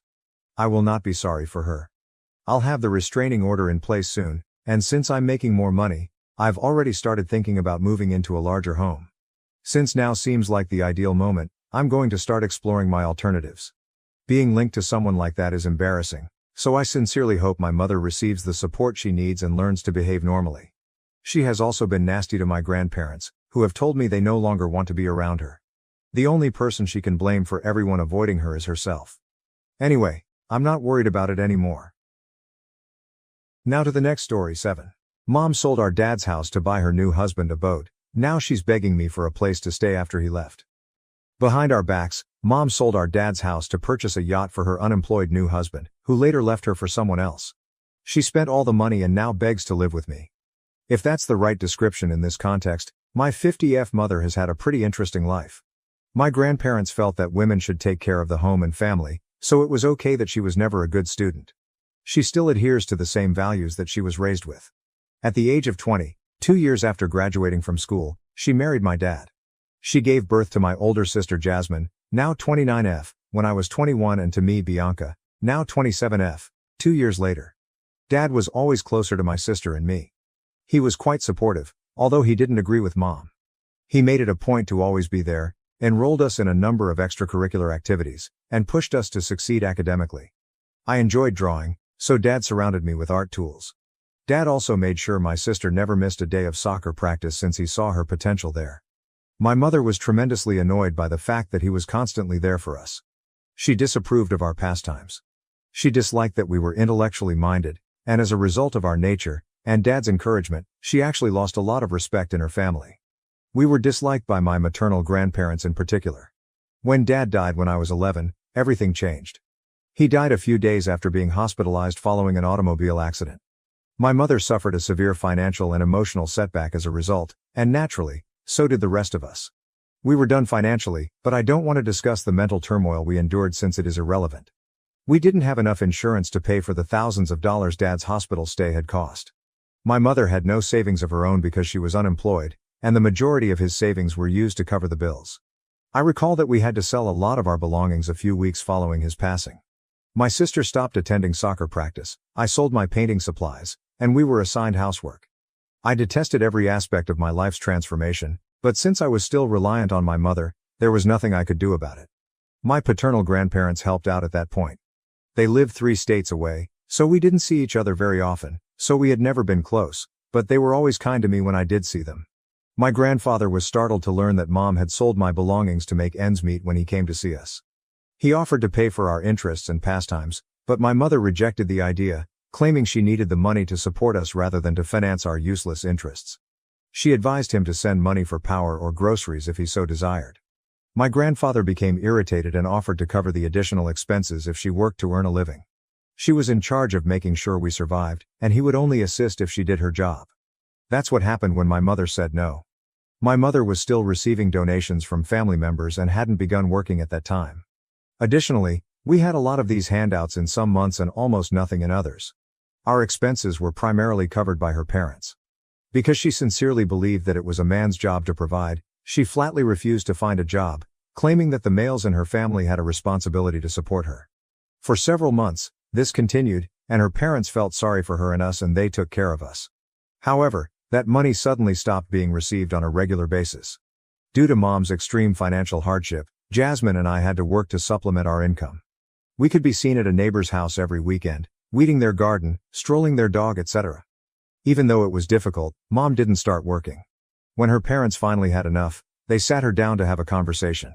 They informed her that they could no longer provide for her and us since they had made plans for how they would spend their retirement years and could no longer afford to care for us. Mom was really surprised by this since she had thought that because Dad had passed away, her father should be responsible for looking after us because men provide. Given how my grandparents had brought her up, it was difficult to dispute with such reasoning. However, they were now shifting their position. According to them, the husband's role was to support his wife, and if he passed away, the wife would have to take care of the children. My mom and her sister had been informed that all of their possessions would pass to their brother, so they were effectively cutting her off. There was a lot of crying and name-calling during the confrontation, but my grandparents refused to back down. My mother sought assistance from Auntie Janice, her sister. Now, Auntie Janice loved us and was a wonderful woman. Although they didn't spend much time with us, her husband, a surgeon, was willing to assist. However, the amount of money we received from them was insufficient to sustain a family of 3. Mom then returned to my paternal grandparents. In exchange for my mom working, my grandfather was more than happy to assist. We couldn't have survived without their assistance, so she was forced to accept. Our lives had returned to normal after she secured a well-paying housekeeping position at a neighboring hotel. We were able to return to a comfortable lifestyle with the assistance of our grandfather and uncle. For the next 2 years, until I was 14 and my sister was 16, this arrangement persisted. Our mother introduced us to Dan at that point. Her new lover, Dan, was interested in marrying her. After just one glance at him, Jasmine and I felt repulsed. I'm not kidding when I say that he smelt and looked like a pig. It seemed like he hadn't taken a bath since high school. He had a lost expression on his face and smelled like cigarettes, as though he was unable to hear anything that was said to him. Needless to say, Jasmine and I harbored a deep hatred for him in addition to our disapproval. Regretfully, Mom professed to be deeply in love with him. Jasmine and I were pledged to silence, and they were married in a hush-hush ceremony. We had to keep Mom's second marriage a secret from Dad's side of the family. She was concerned that our grandparents would discontinue the monthly payments if they learned, and because it was a sizable sum, we truly couldn't have survived without it. Jasmine and I therefore said nothing. When Mom married Dan, I'm not sure what was going through her mind, but I believe she believed that if she married and had a guy in her life, she wouldn't have to work any longer and he would take care of everything. She quit her work and returned home a week after they were married, so I'm sure she assumed that. Dan's unemployment was the issue. It was a persistent one. He was only able to work for 2 months at a time, after which he would spend his time playing video games at home and only hunt for a new job when he became tired of them. This man didn't intend to support any of us, so all of Mom's dreams came crashing down. In order to get some spending money, Jasmine and I resumed working odd jobs for people. Therefore, my mother's sister's husband or my father's parents provided the majority of the family's income. To put it mildly, it was dysfunctional, and Jasmine and I were eager to go. We concentrated on school and our part-time jobs, avoiding contact with Mom and Dan. For the following 4 years, until I departed for college and stopped talking to Mom, this was the setup. Mom and Dan were having issues by the time I was about to leave. To be honest, neither my sister nor I were surprised to learn that Dan was not just unemployed but also a chronic cheater. Things were messy, but Mom continued ignoring them or forgiving him. After I started college, I stopped talking to my mother. My mother somehow always knew what was happening in my life since I kept in touch with my grandparents, aunt and uncle. I found a respectable career after graduating from college at the age of 23. The issue was that my promotions and raises were little because I graduated just before COVID. Life kind of stopped for a while because I was unable to save as much as I had hoped. The wonderful grandpa offered me some assistance, but I declined because I didn't want to burden him. Fortunately, I didn't lose my job, so I shouldn't be too upset. I received a significant pay increase and a promotion at work a few months ago. Since I had also saved money over the COVID years by living as cheaply as possible, this put me in a good position to purchase a modest home. Despite my goal of owning a home by the age of 25, I was content with the 2-year wait. I'm not sure how, but my mother discovered that I had purchased a home. She called me and said she had not seen her baby in a long time and wanted to meet up. Since I hadn't seen her since my last semester of college, I sensed something wasn't right. After that, neither she nor I had ever volunteered to meet. I promised to get back to her and let her know when I had some spare time. I had no intention of ever getting back to her. She went on to say that I had to notify her right away since it was essential. I excused myself and hung up the phone since I knew she was asking for something. She phoned me again 2 days later and said she needed my assistance since she was in a bit of a mess. She stated she had heard I had purchased a home and wanted me to allow her and Dan to move in before I could even consent. In essence, they wanted to live with me in my home. Her arrogance made me chuckle uncontrollably. I expressed to her my surprise that Dan was still alive and my wish that she had moved on from him. I informed her that, contrary to her assumption, I did not own a house. Rather, it was an apartment with a balcony, and the 3 of us could not possibly fit there. I hoped the size and space argument would be sufficient to dissuade her because I didn't want to explicitly tell her that I didn't want her there. I had been too optimistic though. She then informed me that I could leave the flat as it was only 1 bedroom, allowing her and Dan to move in together. I informed her that was not possible because I had put in a lot of effort to have someone else reside in my home. I also needed to pay off my mortgage. She lost it when I told her that I would rent her the going rate. She began yelling at me, claiming that she hadn't brought up her daughters to be such leeches, and that she couldn't believe I was renting from my own mother. She could go somewhere else to beg for crumbs, I told her, and I didn't have time for her or her yelling. I blocked her after hanging up. Jasmine told me she hadn't received a comparable call from Mom when I contacted her. A month has passed since their last conversation, during which Mom inquired about her residence. Jasmine informed her that she and her partner had moved in together and were saving money for a home. Why Mom needed a place to stay in the first place was beyond me. Dan had moved in with us in our dad's old house, where we grew up, and she still owned it. I didn't understand why she felt the need to relocate so quickly. To inquire about the residence, I gave my paternal grandparents a call. I finally realized what was actually happening at that point. My grandfather's name was on the house where we were raised. When my grandparents died, it was technically meant to go to Dad. It was agreed that my father and his brother, our Uncle Liam, would each receive a house that belonged to my grandfather, allowing them to live there without paying rent. This was intended to provide them with a solid foundation in life and enable them to make real estate investments for their kids. Therefore, the deed to the house we grew up in was legally in my grandfather's name rather than my father's. My grandma insisted that Grandpa keep the house in his name after Dad passed away so that Jasmine and I could inherit it as adults. But Grandpa didn't want to cause Mom any more problems because she was unemployed. I believe he also felt sorry for her, which is why he gave my mother ownership of the house when she requested him to. This was done with the idea that the house would be delivered to us when Jasmine was 27 and I turned 25. I now think this is the reason Mom warned us not to bring up the fact that she had married Dan. But soon, word spread. Grandpa claims that when they learned that she had remarried, they were angry because she had concealed it from them. At that point, they sought to transfer the house's ownership as quickly as possible.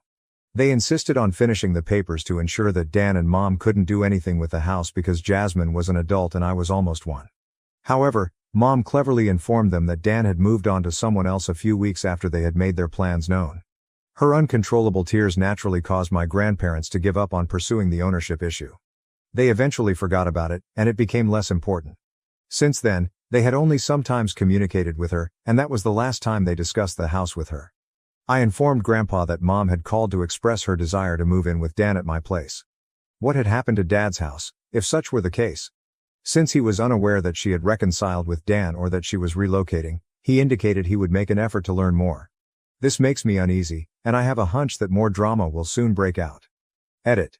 To all of the commenters, I'm shocked that I was unaware of such significant information about my mother's life. This is what happens when you don't communicate with her.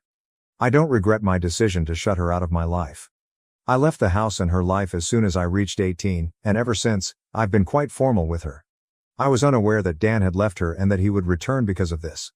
Jasmine and I were children, which is why we were unaware of the mansion. Both our grandparents and our mother were supposed to keep us safe. For this reason, the subject of real estate or home ownership was never discussed. We were minors at the time, and Grandpa and Grandma were dealing with our mother, who was meant to look after us, not defraud us, so they never considered talking to us about it. Jasmine and I are currently unaware of what transpired with Dad's house, but we plan to ask Mom and, if necessary, plan an intervention. I'll keep you all informed. Update 1. It's not good. Jasmine, her boyfriend, my grandparents and I made the decision to meet with Mom 2 weeks after my initial post in an attempt to find out what was going on.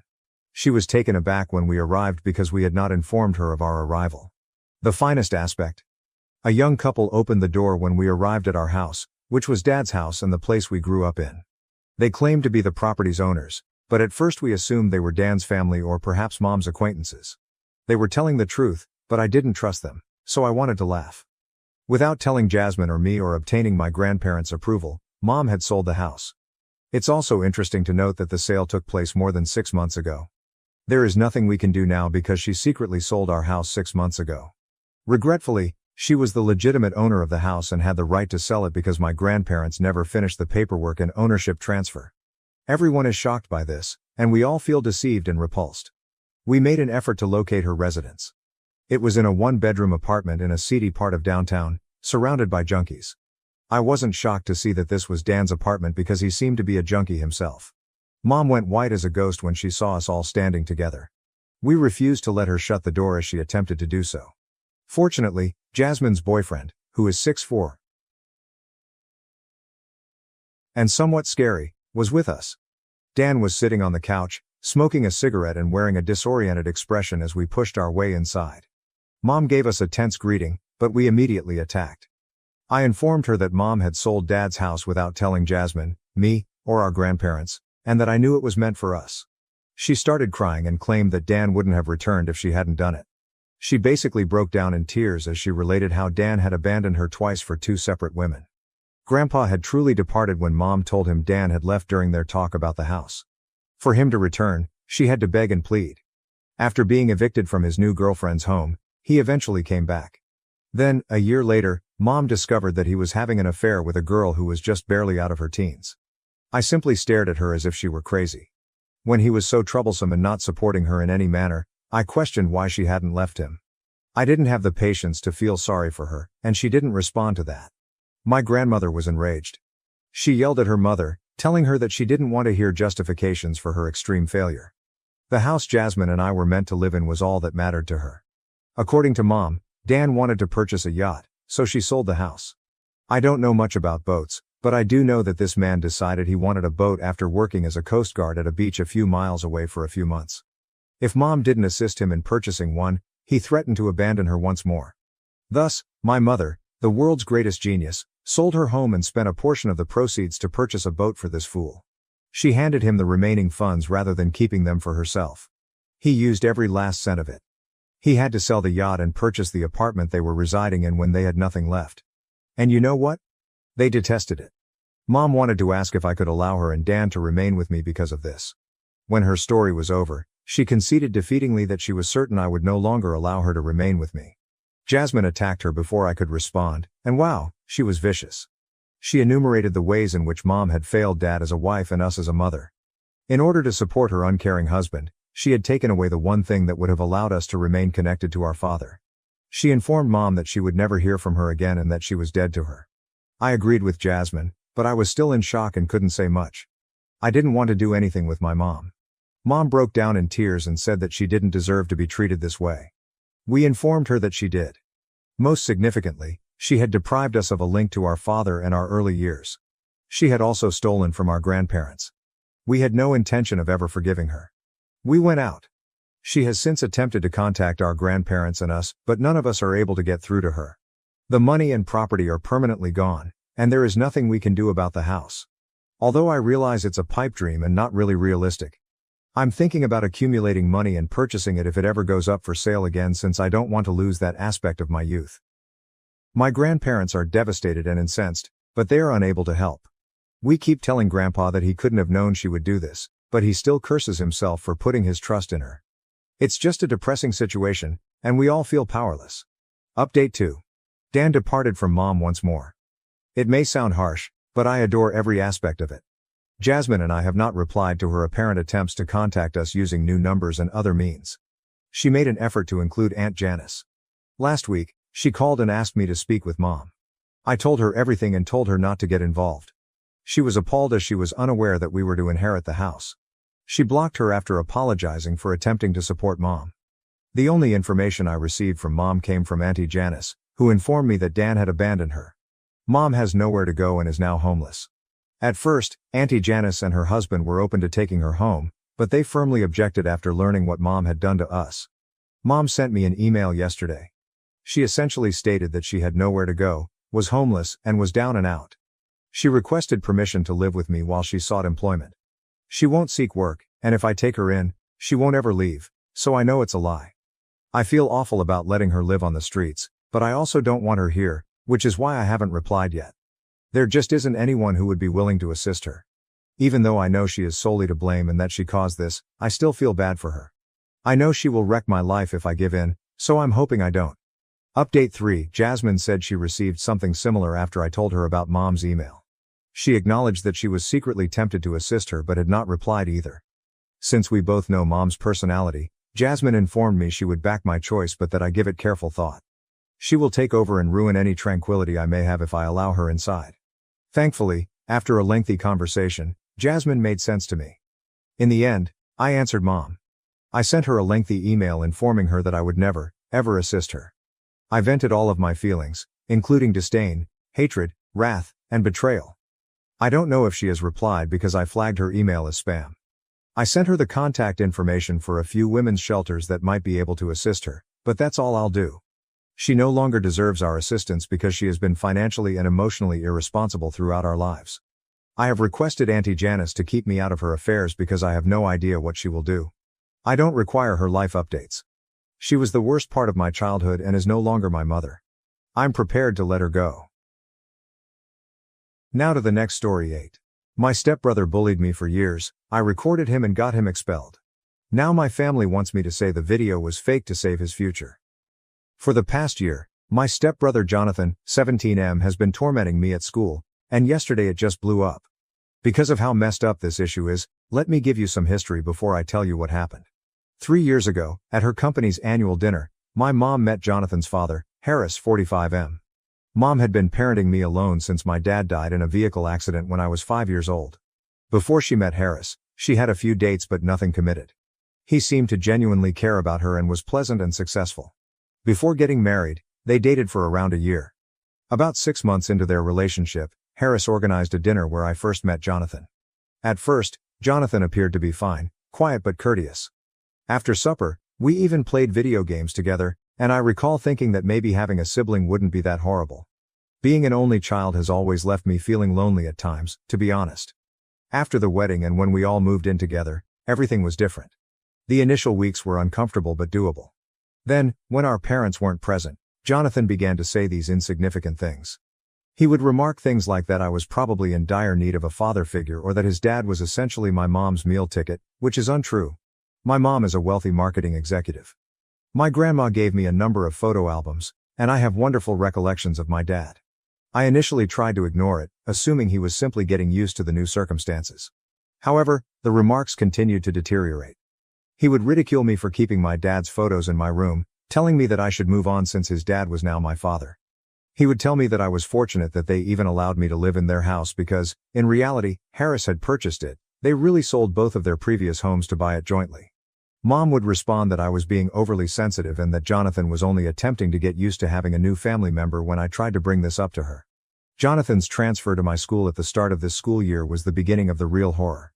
Our parents believed that having us attend the same school would promote brotherly bonding. Jonathan plays football, has a large circle of friends, and essentially controls the social scene, making him the quintessential popular kid. I have a tiny circle of pals who share my hobbies, and I'm more interested in academics and computer programming. At school, Jonathan began spreading all these tales about me. He told people that I'm jealous of him because he has a real father, that I frantically attempt to win his dad's approval, I really avoid Harris out of respect for my dad's memories, and that I cry myself to sleep wishing for my dead dad. I don't. Because they had heard about my emotional issues, even strangers would approach me and ask if I needed an embrace. It got so awful. Physically, it began modestly. In the corridors, he would run into me and say it was an accident. With a phony voice that made his pals laugh, he would knock down my books and say sorry. However, things worsened. In the cafeteria, he once accidentally poured his energy drink all over my laptop. All of my programming efforts were stored on that laptop, and although I was able to preserve the hard drive, the laptop itself was destroyed. Jonathan said it was just an accident and offered to let me use his old laptop when I told Mom and Harris. They told me I was exaggerating the situation because they thought he was right. Even Mom's sister, Aunt Sarah, who was formerly quite close to me and always supported me, began to advise me to make a greater effort to connect with Jonathan. He's just being a typical teenage boy, and you're too sensitive, just like your father was, she would add. My dad was always my hero, so having her point the finger at me in that final remark was incredibly hurtful. Things dramatically worsened around a month ago. After gym class, Jonathan and his pals cornered me in the boys' locker room. They were pushing me around, removing my glasses, and making fun of the fact that I couldn't even fight back like a real man, all without actually striking me. I decided I had had enough at that point. When Jonathan was around, I began surreptitiously recording everything on my phone. I was desperate, even though I realized it might not be the correct thing to do. When I told them what was going on, they didn't believe me. I got just what I needed 2 weeks ago. Tommy, a freshman, was being harassed by Jonathan and his pals. Tommy is quite bashful and little for his age. He was trying to jump and catch his bag as they threw it over his head in a game of keep away. They referred to him by derogatory terms, saying things like, "What's wrong, short stack, unable to get there?" I took notes on everything. Jonathan went too far though. Jonathan became enraged and gave Tommy a strong shove when he eventually succeeded in grabbing his luggage.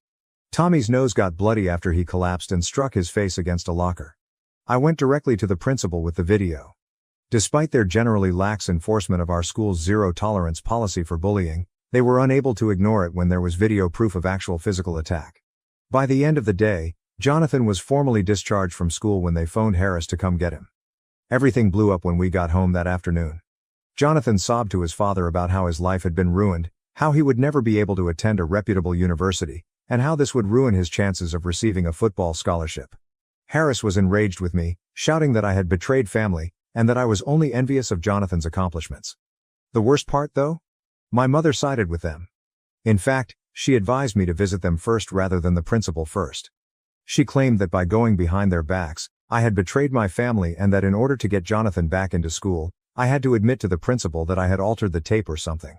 Mom began to cry when I refused and tried to tell them about all the bullying I had experienced, claiming that I was ending her marriage and that I should put family first. Then, 4 months before I turned 18, Harris threatened to throw me out. I contacted my grandma, Dad's mother, because I could take it no more. I've been staying with her ever since she came to get me that evening. My mother is constantly texting and calling, switching between threatening to ruin my future and guilt-tripping me over destroying our family. While some of my students are accusing me of being a snitch, others who have also been harassed by Jonathan are expressing gratitude to me. I know what I did was right, therefore I don't regret anything, but now everything is in such disarray. The worst thing is that my mother, who has always encouraged me to confront bullies, is now telling me that I should have remained silent. Update 1. I want to start by expressing my gratitude to everyone who left a remark on my previous post. All of the encouragement has been so overwhelming that I needed some time to take it all in before updating. A lot has transpired during the last 2 weeks, and they have been intense. My mom unexpectedly showed up at my grandmother's place the day after I posted. Despite her displeasure, my grandmother allowed her entry. Mom appeared awful, as if she hadn't had any sleep in days. When she first saw me, she broke down in tears and said she wanted to make amends because she had failed me as a mother. I felt sorry for her for a second. She then mentioned Jonathan. She said that although she could understand why I did what I did, I had to realize that Jonathan's entire future was on the line. It seems that 3 other schools in our district attempted to enroll him after he was dismissed from our school, but all of them turned him away due to the bullying event. I only showed the principal the video, but it somehow got out there, and suddenly Jonathan was being called a violent bully. Jonathan was reportedly despondent, seldom eating, and always talking about how his life was over, according to Mom. She informed me that he might now be turned down by colleges after losing his shot at a football scholarship. She repeatedly reached for my hand during our conversation, but I resisted. She was still attempting to make me feel bad about defending myself, and I couldn't believe it. After sitting silently in her armchair through all of this, my grandma eventually said something. She revealed to me something I was unaware of. My dad had experienced terrible bullying during his high school years. He seemed to be quite similar to me at my age, quiet, interested in school, and a simple target for bullies. When the bullies pushed him down a flight of stairs one day, it got so terrible that he ended up in the hospital with a fractured arm. He was altered by that experience. After that, according to my grandma, he was resolved to never allow bullies to get away with harming people. He always taught me to advocate for others and myself because of this. She claimed that he would have been pleased with the actions I took to safeguard Tommy, the freshman, as well as myself. My mother dropped the true bombshell as I was still processing this new information about my dad. She sobbed as she disclosed that Harris had threatened to file for divorce if she didn't accept responsibility for the video's editing and write a statement claiming that I had fabricated everything to get Jonathan back into school. She pleaded with me to help her keep her marriage together, stating that she couldn't endure another broken relationship. My own mother was pleading with me to lie and accept responsibility for everything in order to keep her husband from abandoning her, and I couldn't believe what I was hearing. My grandmother must have noticed my surprise because she told my mom to go right away. She claimed that a mother didn't deserve to be called a mother at all if she asked her child to take responsibility for their own mistreatment. My grandma handed me a collection of letters my dad had written to me before he passed away after Mom left. She believed I needed them immediately, even though they were meant to be presented to me when I turned 18. He expressed his desire for me to always stand up for what's right, even when everyone else was against me, in one of them, which was written just 1 week prior to his accident. He wrote that being brave is about doing the right thing in the face of fear, not about never being afraid. In the meantime, education has become more difficult.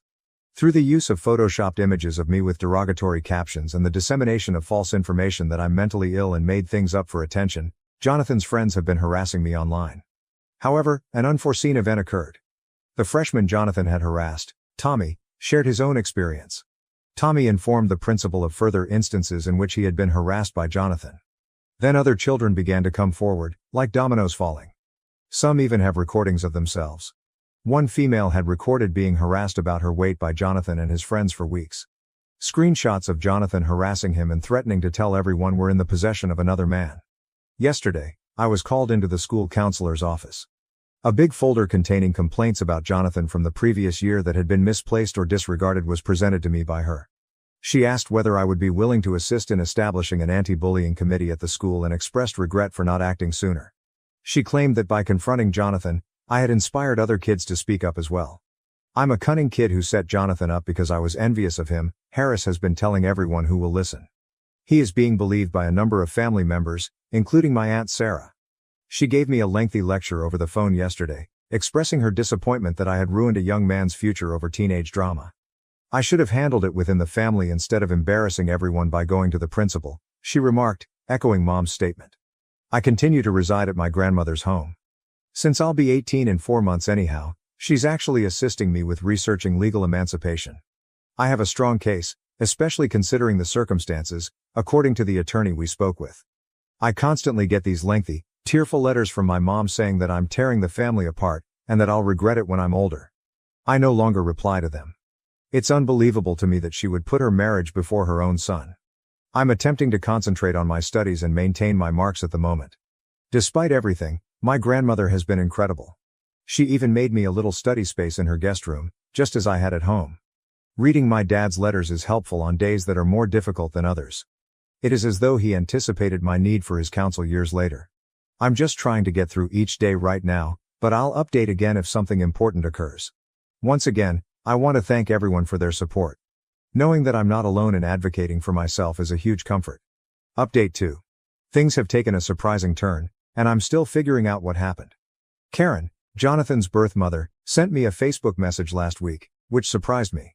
She claimed that one of Harris's relatives had told her about what had occurred and that she wanted to meet with him to discuss it. I was somewhat apprehensive at first. I was unsure of her motivation because Harris had consistently portrayed her as an unstable individual who had deserted Jonathan. However, my grandma consented to accompany me, so last Saturday we met Karen at a coffee shop close to her home. Everything I believed to be true about the scenario was totally altered by what she told us. It turns out that Jonathan had previously engaged in severe bullying. Prior to my mom and Harris's marriage, he had received 3 suspensions from his former school for harassing other pupils. The most recent instance was very awful. As a prank, he and his friends had trapped a child in the gym storage room for several hours. Following that episode, Karen had attempted to get Jonathan into therapy. In order to address Jonathan's violent conduct, she showed us past emails she had exchanged with Jonathan's school counselor, who strongly suggested a psychological assessment and treatment. Harris, however, had objected, claiming that Karen was attempting to portray their kid as weak and damaged. When she gave us the records from their custody dispute, it was the true stunner. Harris had obtained full custody because he had superior counsel and persuaded the court that Karen was trying to create problems where there weren't any by insisting on therapy, not because he was the better parent. Not only did he transfer Jonathan to my school because of the marriage, but his previous school had threatened to expel him if he committed another infraction. As she was telling us all of this, Karen started crying. She claimed that although she had made an effort to remain involved in Jonathan's life, Harris had threatened to take legal action against her if she attempted to get in touch with his school or intervene. She kept apologizing to me for not speaking up sooner, claiming that she was too scared of Harris to take any action. Harris had done this previously, which explains a lot of why he was so fast to threaten divorce if I didn't accept responsibility. Instead of genuinely assisting Jonathan in resolving his problems, he is more concerned with maintaining his reputation. He has been repeating this cycle for years. Last night, I presented my mother with all of this material. Karen had provided us with copies of everything, including the court records, emails, and school reports, but I wasn't sure if she would believe it. I saw genuine understanding appear on Mom's face for the first time since this whole thing began when she read it all. At last, she broke down and acknowledged that she had been seeing Jonathan's conduct even prior to the school event, but she had been too scared of losing Harris to recognize it. She told me how some parents had stopped allowing their children to attend study groups at our house, how she had heard Jonathan being mean to other children when he believed no adults were around, and how she had noticed my withdrawal and anxiety but had told herself it was just teenage stuff. Mom moved out of Harris's house today. Yes, the same Aunt Sarah who chastised me is the one she's staying with. After seeing the proof, she has entirely altered her mind. Mom says she can't stay with someone who would protect a bully at the expense of other children, even if that child is his, and she has already filed for divorce, but not because of Harris's ultimatum. In order to get the custody agreement examined, Karen is collaborating with her attorneys. She has already discussed Jonathan's background and needs with counselors at a school in her state and wants to get him into the therapy he ought to have received years ago. Harris is enraged that all of this has come to light. The most unexpected aspect? Our principal has been contacted by Jonathan's former school. It appears that they are looking into the handling of Jonathan's bullying accusations and the reasons behind the loss or disregard of reports of his actions. Although it hasn't been confirmed yet, there are hints that Harris may have been involved. All of this is still registering in my mind. It's somewhat comforting to know that I wasn't insane and that Jonathan had a lengthy past that I was unaware of. However, it's disheartening to consider that perhaps none of this would have occurred if Jonathan had received assistance years prior, when Karen first became aware of the issues. My mother is always complaining that she should have done a better job of protecting me. Even if there is still too much hurt between us, at least she now realizes how horrible what she wanted me to do was. In order to understand why she was so willing to overlook the warning flags, she is discussing seeking therapy for herself. I'll give you another update if anything significant occurs, but for now, I'm just trying to concentrate on having a successful end to the school year. According to my grandma, I should be proud of myself for not only confronting Jonathan but also for being the one to end the years-long cycle of silence that had been shielding him. Update 3. 3 months have passed since my previous report, and things have finally begun to return to normal. I thought I should give you all a final update because a lot has changed. About a month ago, once my mom acquired her own house, I moved back in with her. Despite being smaller than our previous home, the flat nevertheless feels more like home. She continues to apologize nearly daily, and even though I've forgiven her, our relationship has changed. We both seem cautious now, as if we're worried about saying the wrong thing. Surprisingly, I chose to start family counseling 2 weeks ago. The counselor is assisting us in improving our communication and re-establishing mutual trust. There were some unsettling findings from the examination at Jonathan's previous school. It appears that Harris had been contributing regularly to the school's athletic department, which could account for the disappearance of numerous complaints regarding Jonathan. A thorough investigation is underway by the school board, and a number of administrators have been placed on leave. Last month, Jonathan relocated to his mother's state and is now enrolled in a new school that focuses on behaviorally challenged adolescents. I've heard that he's doing better now that Karen has him in rigorous therapy. He apologized for everything in a lengthy Facebook message that I received. He wrote about how therapy is helping him deal with his anger management difficulties and how he's finally realizing why he acted the way he did. I haven't replied yet. Perhaps I will, but right now I'm not prepared. The school's anti-bullying committee has flourished. The school administration is now taking bullying concerns much more seriously after we assisted a number of students in coming forward with their stories. Actually, I sit on the committee with Tommy, the freshman whom Jonathan harassed. He has grown to be the kind of brother I had thought Jonathan would be, like a little brother to me. The remaining letters from my dad were given to me by my grandma, and reading them has been both devastating and therapeutic. In one of them, he expresses his desire that I will become a person who defends others, and it seems as though he is still mentoring me despite the passage of time. Last week, my mom's divorce was finalized. Harris attempted to argue against it, but he immediately changed his mind once mom's attorney presented the information regarding Jonathan's history and Harris's role in concealing it. Mom is also receiving therapy to help her understand why she was so ready to overlook Jonathan's bullying warning signs. She claims that she lost sight of what was truly important, being a good mother, because she was so terrified of being alone once more when Dad passed away. The most surprising thing happened last week. I received a letter from Karen. She expressed her gratitude to me for being the first to reveal Jonathan's situation. She claimed that after years of feeling bad about not being able to support her son, she has found peace in witnessing him finally receive the assistance he requires.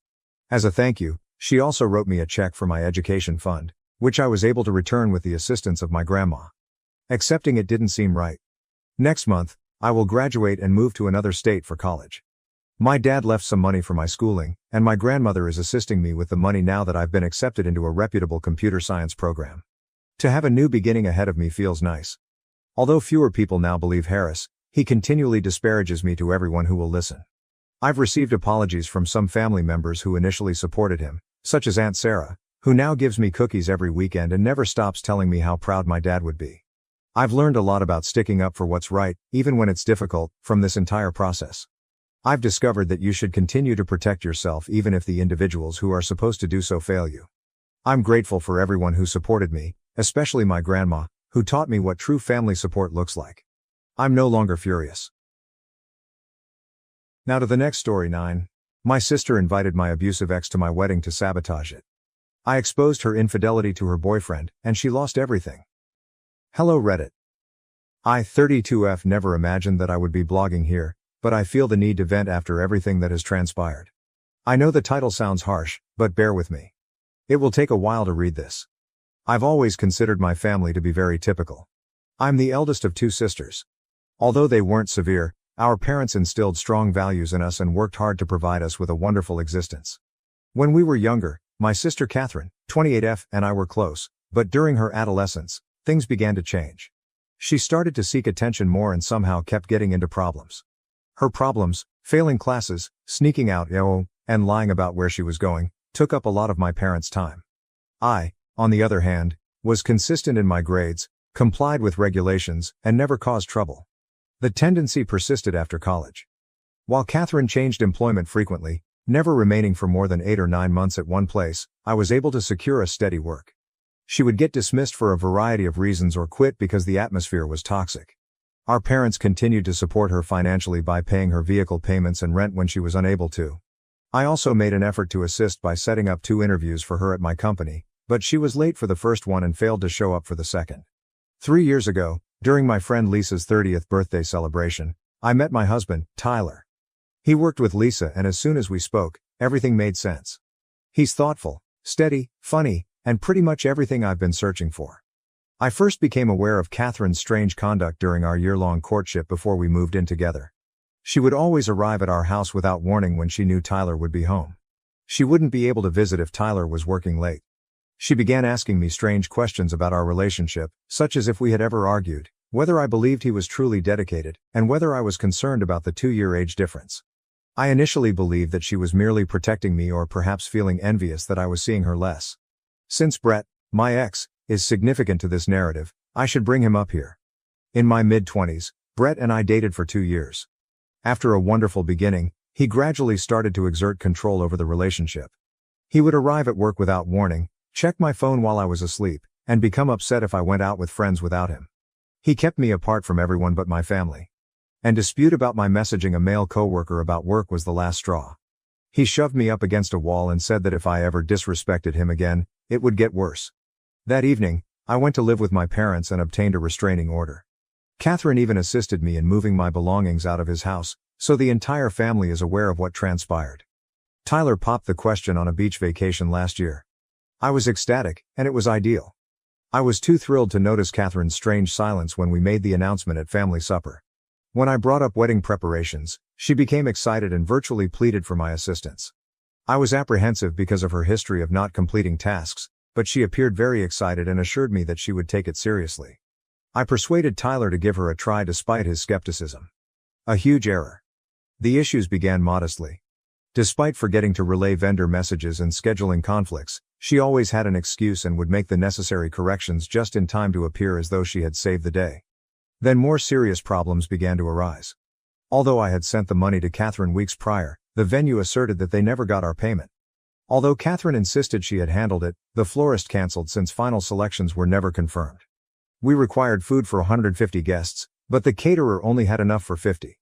Every time something went wrong, Catherine would seem heartbroken and somehow repair it at the last minute, making herself appear heroic while I became angry with myself for having any doubts about her. I stood up for Catherine even though Tyler proposed that we handle the planning ourselves. She was my sister, and I believed she was genuinely attempting to assist. I saw her browsing Tyler's phone at our parents' place 2 weeks prior to the wedding. Tyler had left his phone charging in the kitchen while he was assisting Dad with something in the garage, and she had offered to help set up for Sunday dinner. She abruptly put down the phone when I entered, saying she was only attempting to show Mom some wedding pictures I had sent Tyler. It felt strange, but I ignored it because I had so many other wedding-related issues to handle. The wedding day got off to a fairly typical start. Everything appeared to be in order. All of the vendors arrived on time, the location looked stunning, and the flowers were just what I had requested. My bridesmaids and I were in the bridal room when I heard something outside. I glanced out before anyone could stop me and saw Brett and the security guys fighting. My heart stopped beating. I was making a big mistake, he was screaming, and he needed to talk to me. He was taken out by security, but I was shaken. How was the wedding even known to him? Since the restraining order ended 3 years ago, I hadn't spoken to him. My best friend Sarah, who has never been fond of Catherine, showed me something on her phone at that point. She was able to access her unlocked phone while Catherine was in the restroom after spotting her acting suspiciously. Brett and Catherine exchanged messages for weeks.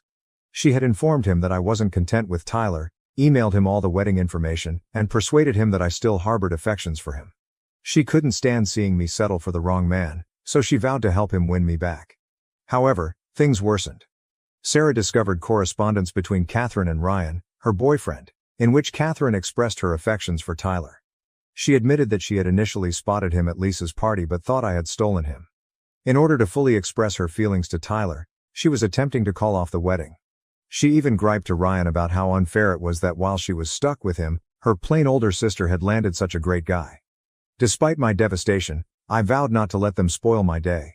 Although it did not go as neatly as anticipated, the wedding did take place. Playing the role of the worried sister, Catherine pretended to be utterly surprised by Brett's appearance. When my parents learned what she had done, they were incensed, but we made the decision to handle it after the honeymoon. I showed Ryan everything when we returned, including Catherine's communications with Brett and her admissions regarding Tyler. Despite his pain, Ryan thanked me. At that point, he informed me of Catherine's questionable actions with her coworker, Mike. She and he had apparently been spending a lot of time together at work, going to lunch every day and messaging constantly. She consistently brushed off Ryan's worries, claiming that Ryan was being overly neurotic and that Mike was merely a buddy. That's what inspired me to seek retribution. Even though I may have gone too far, I don't regret it given what she did to me. Knowing that Catherine would be having her daily lunch meeting with Mike, I assisted Ryan in organizing a surprise visit to her place of employment. As they say, the rest is history. Update 1. Since I last posted, a lot has transpired. Yesterday's workplace altercation, which I assisted in organizing, was far more chaotic than I had anticipated. Ryan told me everything even though I wasn't there, and tidbits have also been coming in from other sources. Ryan did this by taking a day off from his own employment. For a week, he had been keeping tabs on Catherine's lunch habits. She consistently ate her meal with Mike, in his office with the door closed, and for precisely 75 minutes rather than the usual hour. Other staff members Ryan talked to said that this had been occurring for months. At precisely 12:45 p.m., when Catherine would undoubtedly be in Mike's office, he planned his visit. Ryan informed me that he nearly canceled at the last minute. He debated whether he truly wanted to know the truth for 15 minutes while he stood in the parking lot. He got the boost he needed though, when he recalled all the texts about Tyler and how Catherine believed she was settling for Ryan. Ryan was in without question after the office receptionist recognized him from company events. He headed to the third-floor office where Mike worked. He could see them sitting on Mike's desk chair together, heads hunched over Mike's phone, giggling about something, through the glass divider. Mike had Catherine virtually on his lap. Ryan claimed that they appeared to be a long-term couple who were totally at ease with one another. After a single knock, Ryan entered. He said that Catherine knocked over a cup of coffee when she leaped away from Mike. In a matter of seconds, her expression changed from shock to terror to rage. Given that Catherine had never brought up having a boyfriend, Mike simply appeared perplexed. She said that she couldn't wear rings while typing, which is why she had been wearing her promise ring from Ryan. Yes, they had exchanged promise rings 6 months prior, on a chain around her neck at work. Ryan gently made his way to Mike's desk rather than shouting or making a disturbance, as Catherine most likely anticipated. Printouts of Catherine's messages, including those about Tyler and her discussions with Brett about spoiling my wedding, were in a folder he put there. "She's all yours, yours," he murmured, turning to go after giving Mike a quick glance. Catherine began to panic at that point. She made a scene in the center of the office as she chased after Ryan and grabbed his arm. In tears, she said that she could explain everything and that it wasn't what it appeared to be. By now, a number of colleagues had emerged from their desks to observe the action. According to Ryan, other people were using their phones to record it. Those movies must be doing the rounds in the office right now. The higher authorities took notice of their argument. The department head and Catherine's immediate supervisor arrived to look into the disturbance. At this point, things truly took a turn for the worse. Catherine began disclosing inappropriate information in her haste to defend herself. She mentioned contacting Brett regarding my wedding during business hours. She mentioned using her business phone to make long-distance calls to him. She even acknowledged that she had printed wedding-related documents on the office printer. It seems that she had been printing wedding invitations for people using workplace resources as a type of side gig. With every admittance, the department head's expression seemed to harden. He called Ed right away to retrieve her phone logs and print them out. They learned at that point that she had been making private international calls to a person in Europe, which was likely another secret she was maintaining. However, Ryan, who had had enough of being deceived, dropped the true bombshell. He told me something that made me feel sick. Catherine had arrived at the bar by coincidence the night before my wedding, at Tyler's bachelor party. One of Tyler's groomsmen, Ryan, was present. Catherine cornered Tyler outside the restroom and attempted to kiss him after the majority of others had gone. Catherine pleaded with Ryan not to tell me, but Tyler pushed her away right away and walked away. She sobbed, claimed to be intoxicated and disoriented, and vowed that it would never occur again. By threatening to destroy my wedding day if I found out, she coerced Ryan into remaining silent. I contacted Tyler as soon as Ryan told me about this section today. He stated he didn't inform me because he didn't want to start a commotion just before the wedding, but he did confirm everything. After we returned from the honeymoon, he intended to inform me. Tyler was attempting to keep me happy on my wedding day, therefore I'm not upset with him. However, I'm upset with Catherine for placing him in that situation. The consequences have been enormous. Catherine's supervisors are thoroughly auditing her computer usage and spending. Mike reportedly went to HR to defend himself, saying that despite his request to maintain professionalism, Catherine had been making inappropriate advances. Ryan's observations are totally at odds with this, but I suppose Mike is attempting to protect himself. Last night, Ryan left their shared flat. Until he can locate a new place, he is staying with friends. Everyone's phones have been blown up by Catherine, including Tyler's, Ryan's, our parents, and parents and mine. She alternates between acting like the victim and claiming that we all plotted to destroy her life. Our parents disagree about how to respond to this. Mom says I should have handled it privately as a family concern and believes I went too far by bringing up Catherine's place of employment. But Dad is really on my side. He asserts that rather than receiving another bailout, Catherine should finally experience the repercussions of her actions. I have no regrets about what I did. Perhaps I went too far, but she deserves everything that comes her way because of what she did to my wedding, attempted to do to my marriage, and has been doing to Ryan.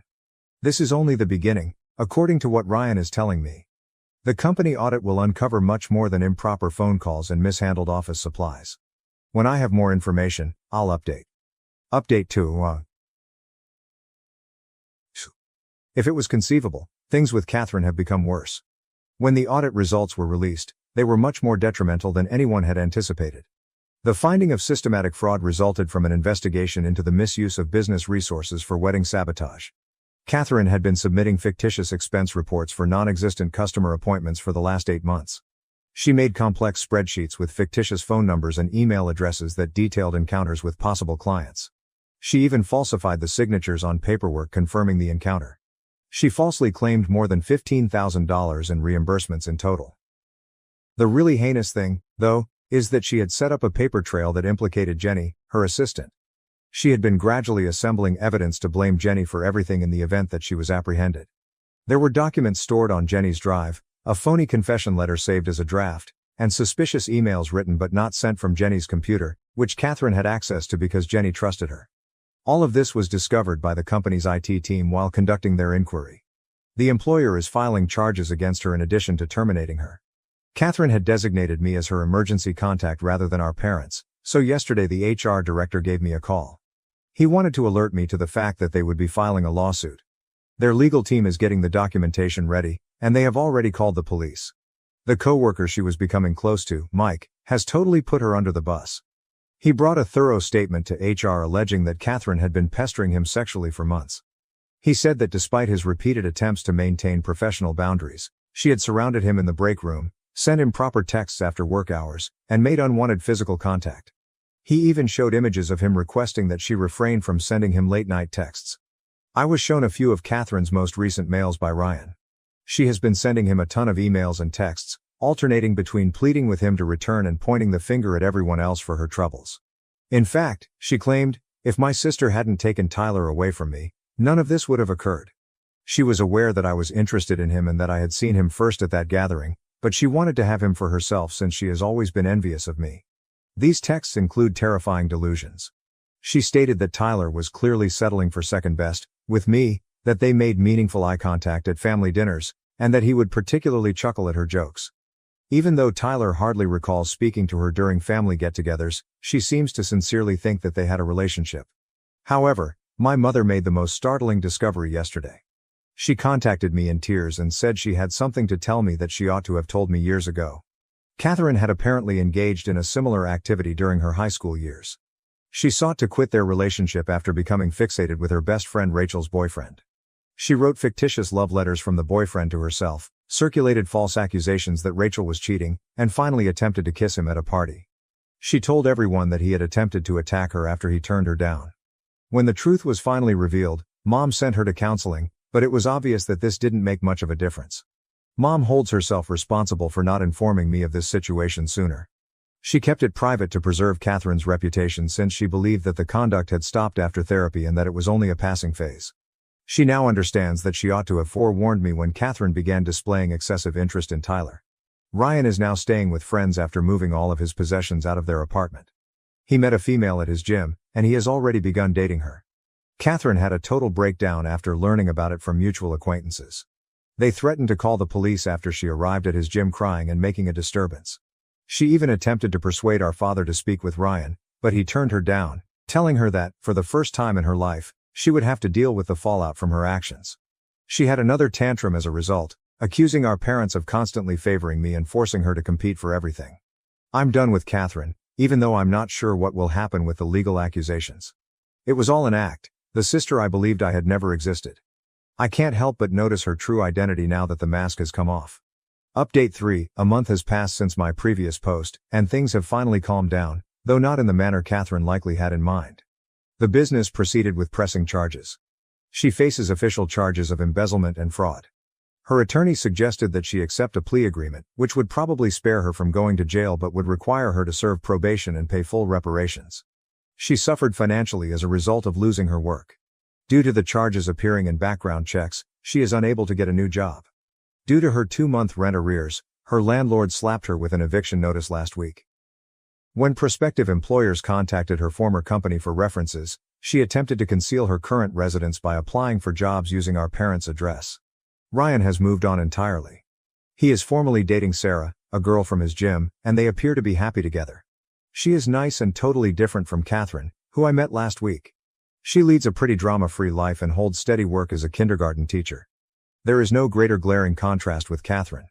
When Jenny, Catherine's old assistant, contacted me on LinkedIn, it was a true surprise. She wanted to express her gratitude to me for unintentionally revealing Catherine's plots. Evidently, Catherine had been claiming credit for her work and quietly threatening her job security for months, making her workplace a living hell. The corporation is funding Jenny's further certifications, and she has been elevated to Catherine's previous role. After Catherine attempted to place the responsibility for everything on my parents, they are now all disappointed in her. When she arrived at their home last week, she yelled that they had destroyed her life by constantly comparing her to me and made her feel inferior. She claimed Dad was controlling because he wouldn't give her the money to hire a lawyer, and she accused Mom of partiality since Mom assisted me more with wedding planning after Catherine ruined everything. She unexpectedly arrived at our house last night. She was crying because she needed aid and was about to be evicted. I remained in the kitchen while Tyler opened the door. He blocked her path when she attempted to push past him to reach me. She began yelling that he was stuck in a loveless marriage with me, that she had always loved him more than I could, and that they were meant to be together. Normally extremely calm and courteous, Tyler informed her she needed professional treatment and threatened to get a restraining order if she returned to our home. She cried out that we would regret it and that we would pay a price for ruining her life. I just replied, "Catherine, you ruined your own life." As I made my way to the door, "We simply revealed your actions." While she was in the middle of her tirade, I shut the door. I've blocked her on social media, email, and the phone. Our parents understood when I informed them I was done with her. Although they aren't totally cutting her off, they have made it clear that they will no longer give her money or allow her to control them. We have to move to a different state since Tyler received a promotion at work. To be honest, the timing of our move next month couldn't be more ideal.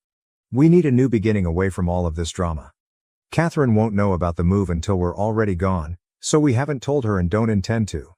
I've discovered that toxic is toxic, regardless of blood relationship, despite the saying that blood is thicker than water.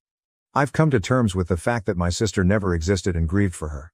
I want to express my gratitude to everyone who helped me along the way. I'm excited to begin our new life without any drama. Now to the next story 10. Dad chose my stepbrother's wedding over mine. So my grandpa walked me down the aisle and I inherited his lake house. I 28F am in dire need of guidance regarding my wedding circumstances. Family drama has made what could have been a great situation into a total nightmare. I'll start from the beginning to help you understand how we got here because there's a lot to unpack. I grew up in what I believe to be a happy family as an only child. Weekend excursions with my parents, family game evenings, and my dad teaching me how to ride a bike are all part of my early recollections. The type of father who would construct tree houses for me and ward off monsters beneath my bed, he was my hero. But when I was 14, everything changed. The day my parents sat me down and announced their impending divorce is still fresh in my mind. Mom had discovered that Dad was having an affair with his coworker, Laura, 42F. Dad and Laura were married 6 months after the divorce was finalized. At that point, I got to know Aaron, 25M, Laura's son from a prior marriage. The change wasn't simple. Suddenly, I had a stepbrother after being an only child. My dad took it upon himself to be Aaron's ideal father figure when his biological father abandoned him when he was a little child. I initially found it admirable that Dad was assisting a child in need of a father. I was unaware that this would ultimately result in the death of my own father. Although slow, the alterations persisted. Aaron's baseball schedule became the focal point of our Sunday father-daughter breakfasts, which evolved into family breakfasts. My dad used to attend all of my dance recitals, but he started missing them because Aaron had practices or games. Despite having no baseball knowledge, he even joined Aaron's squad as assistant coach. My mother remarried David, a good man who had a job offer in another state, when I was 16. Despite everything, I wanted to be near my dad, so I chose to stay when they asked if I wanted to relocate with them. In retrospect, I wish I had chosen differently. My final year of college was the true turning moment. One rainy night, I was hit by another automobile that ran a red light while I was traveling home. Due to intestinal bleeding, I need emergency surgery. David and Mom flew in right away, but my dad? He texted me to let me know that Aaron was having a breakdown over his girlfriend ending their relationship, so he couldn't go. I was in the hospital for 3 days and he never once came up. I concentrated on creating my own life after graduation. At work, I met Mike, 30M, the new IT manager, and we became friends because we both enjoy hiking and classic sci-fi films. He proposed to us on a sunrise hike to our favorite location after 3 years of dating. It was ideal, and I felt as though my life was finally coming together for the first time. We sent out invitations 6 months in advance and decided to get married on October 15th of this year. I debated whether or not to ask Dad to escort me down the aisle for weeks. He was still my father in spite of everything, and I secretly hoped that this would be our opportunity to mend our relationship. A month prior to the wedding, I made the decision to hold off and surprise him with the request. However, Dad called me to lunch before I could ask him. He avoided making eye contact and appeared anxious. At last, he revealed the shocking news. Dad had already agreed to be Aaron's best man, and Aaron was getting married on October 15th. I had the impression that I had been punched in the stomach. I asked Aaron why he picked the same day, and he told me it was the day he and his fiancée initially met 2 years prior. I mentioned that Aaron was aware of our date and that we had sent out our invitations months prior. Dad's reaction? Since my venue was more flexible while Aaron's was extremely exclusive, he recommended that I change my date. I wouldn't alter our date. Deposits had already been made, invitations had been sent, and relatives were traveling in from abroad. Dad accused me of being self-centered and disregarding Aaron's sentiments when I attempted to explain this. He claimed that because Aaron never had a real father figure, he needed him more. When my grandfather, Mom's father, learned, the situation blew out. He and I have always been close, particularly since my parents' divorce. He offered to take me down the aisle right away since he was upset with my dad. Then Dad made an unexpected announcement. He said he would give his vacation home to Mike and me as a wedding present. It is a stunning waterfront property that we have always appreciated. Dad abruptly changed his mind. He contacted me and said he could make both weddings work, showing up at my reception to dance with me after serving as Aaron's best man at the ceremony. He began accusing me of destroying the family and forcing him to make a decision when I didn't agree right away. Karma, however, had other ideas. It seems that Aaron did not ask Dad to his wedding 2 weeks prior. Aaron wanted his biological father to be his best man instead, according to Dad, who called me in tears. Assuming he could just lead me down the aisle as if nothing had happened, Dad was now free to take part in every aspect of my wedding. No, I told him. Given his extraordinary generosity, I didn't want to upset my grandfather by denying him this moment because he had stepped up when Dad stepped out. Dad went totally crazy. He began shouting that I was being deceived by my grandfather, that I was selling my loyalty for a house, and that I was putting money before family. I blocked his number after hanging up on him. His whole family is now accusing me of being materialistic and callous. Dad is hurting, therefore my stepmother Laura says I should be more compassionate. Since he's now available, even some of my friends believe I'm being too harsh and that I should give him another try. However, I don't believe I'm mistaken. This goes beyond the wedding. It's about years of being viewed as Aaron's second best friend and having my needs and feelings ignored in favor of Aaron. Since he's only coming to me since his first choice didn't work out, why should I give him this unique moment? So, Reddit, even if my dad is now available, am I wrong for not letting him lead me down the aisle? By picking my grandfather, who gave us a house, over my father, am I being materialistic? I'd greatly benefit from an independent viewpoint on this. Update 1. I want to start by saying thank you to everyone for their encouraging words and remarks. I feel more sure now about my choice thanks to all of you. However, since my previous post, a lot has transpired, and I must tell you about the mayhem that occurred during my wedding rehearsal. Yesterday, the rehearsal was set to begin at our location at 5:00 p.m. It was going well. The ladies were practicing their steps, Mike's nephew was performing admirably as our ring bearer, and my granddad was rehearsing leading me down the aisle. Then my father unexpectedly arrived. We didn't notice him at first. He crept into the rear of the venue and observed from the sidelines. He didn't start yelling until we were in the middle of the second practice. Yelling that this was all wrong and that he was my real father, who had a greater right to be there than my grandfather, he rushed down the aisle and shoved past my bridesmaids. Bless him, my grandfather made an effort to remain composed. Protectively, he moved in front of me and beckoned Dad away. Dad became even more irate as a result. He began bringing up old family history, saying that my grandfather had never liked him and that the house offer had turned me against him. He even claimed that my grandfather was attempting to purchase his way into the position of father of the bride. The worst thing? Dad could not stand up straight and his sentences were slurred, so it was obvious he had been drinking. Before venue security arrived, Dad attempted to physically shove my grandfather away from me after Mike phoned them. Fortunately, Mike's brother intervened and restrained him. The entire event was terrifying. My mom was taping everything in case we needed proof for a restraining order, my bridesmaids were stunned, and my flower girls were crying. Dad started yelling at me as security escorted him out, saying that I was dead to him and that I would regret putting money before blood. It was simultaneously heartbreaking and humiliating. However, this is when things took a surprising turn. My stepmother, Laura, had slipped in behind Dad in all the confusion. She drew me aside after he left and asked if we could speak in private. I was completely stunned by what she disclosed. Laura believes that Aaron had purposefully orchestrated this entire wedding date catastrophe. She handed me screenshots of 3 months' worth of chats between Aaron and his fiancée. Although they had talked about a number of potential wedding dates, Aaron insisted on October 15th since it was my date. He boasted in his texts that he was going to show Dad that he loved him more than I did. The really terrible thing, though? My father was aware of this. Aaron freely shared his idea with Dad in texts that Laura showed me. Dad had replied that he understood Aaron's feelings and would back Aaron's decision, rather than shutting it down. Knowing that I would have to reschedule my date or risk losing Aaron as a part of my ceremony, Dad even assisted Aaron in booking the location. As she showed me all of this, Laura was in tears. She claimed to have witnessed Dad's favoritism of Aaron for years, but she always justified it by telling herself that Aaron needed more help because his biological father wasn't there. But after witnessing Dad's handling of this matter, she realized how poisonous things had gotten. The family dynamic I observed was only the beginning, she disclosed. It seems that Dad has been snooping around and turning down invites to family gatherings where I would be expected, claiming that I was too busy, or that I didn't want to attend. He has been giving Aaron details about my life and pushing him to match my accomplishments. In fact, when I got engaged, Dad advised Aaron to pop the question to his fiancée very far away in order to avoid falling behind. Laura expressed her sincere regret for not speaking up sooner.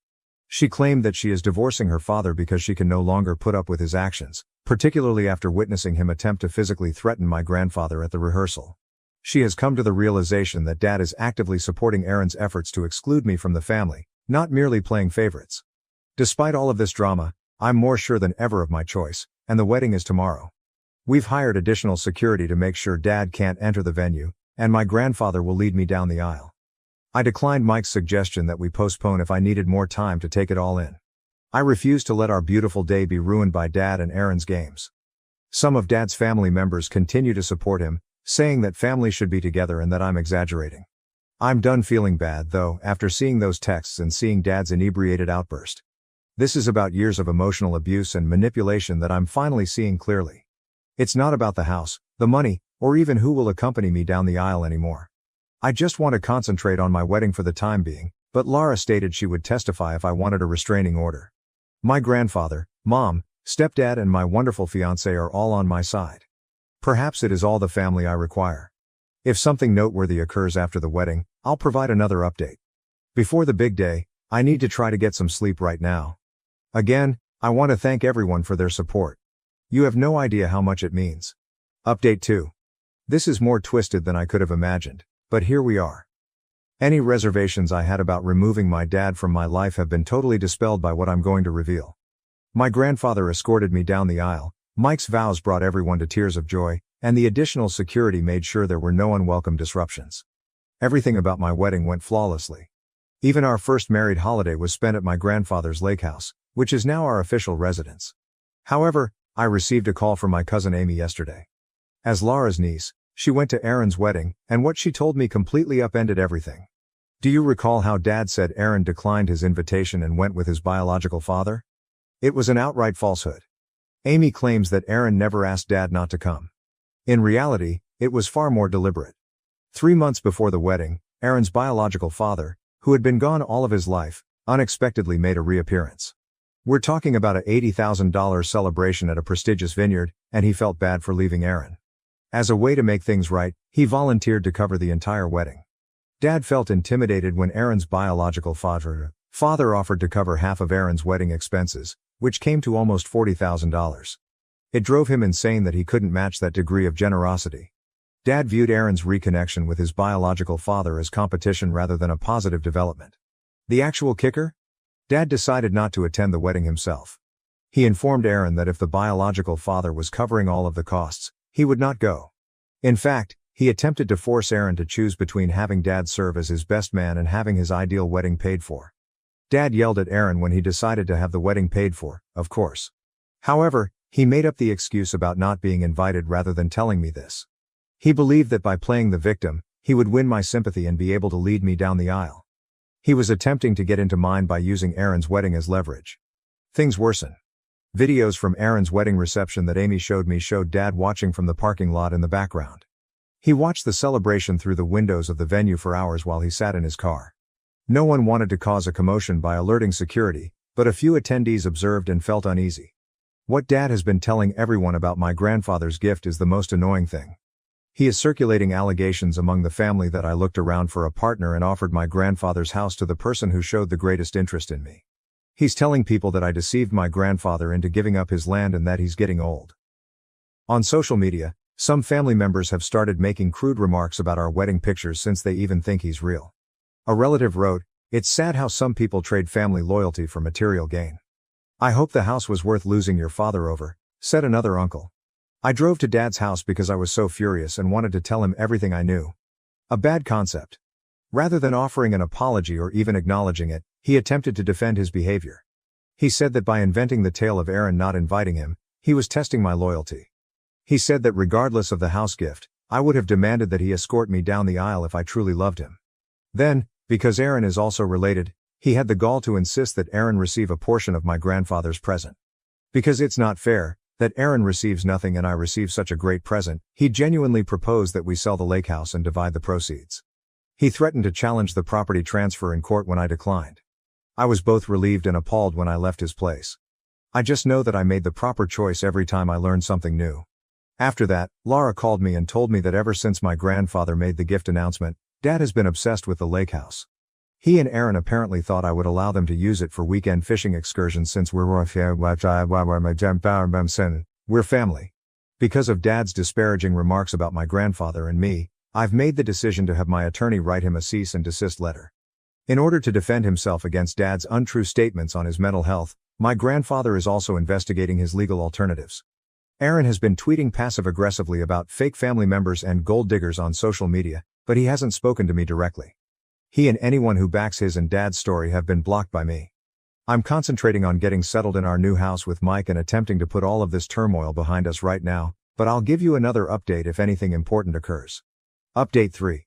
I have finally found a solution that makes me feel at peace, so this will be my last update. I've decided to stop communicating with my dad and his side of the family entirely in light of the turmoil and disclosures of the last few months. It has been a wild ride for the last 3 months. As I indicated in my previous post, Dad did attempt to challenge the transfer of the lake house. He launched a lawsuit, arguing that he ought to have some influence on my grandfather's property choices because he is my father. After my grandfather produced copious records attesting to his mental capacity and his explicit desire to transfer the land to Mike and me, his attorney finally abandoned the case. When Dad lost the court battle, his response was explosive. When he arrived at my place of employment, he created such a commotion that my employer had to bar him from the building. He yelled that I had stolen his retirement dream, implying that he and Aaron had intended to use the lake house as a fishing hideaway. Our restraining order documentation now includes the security footage of his outburst. Even more information about Dad's actions over the years was made public during Laura's divorce procedures. She discovered emails in which he and Aaron would purposefully schedule family get-togethers to clash with my crucial dates.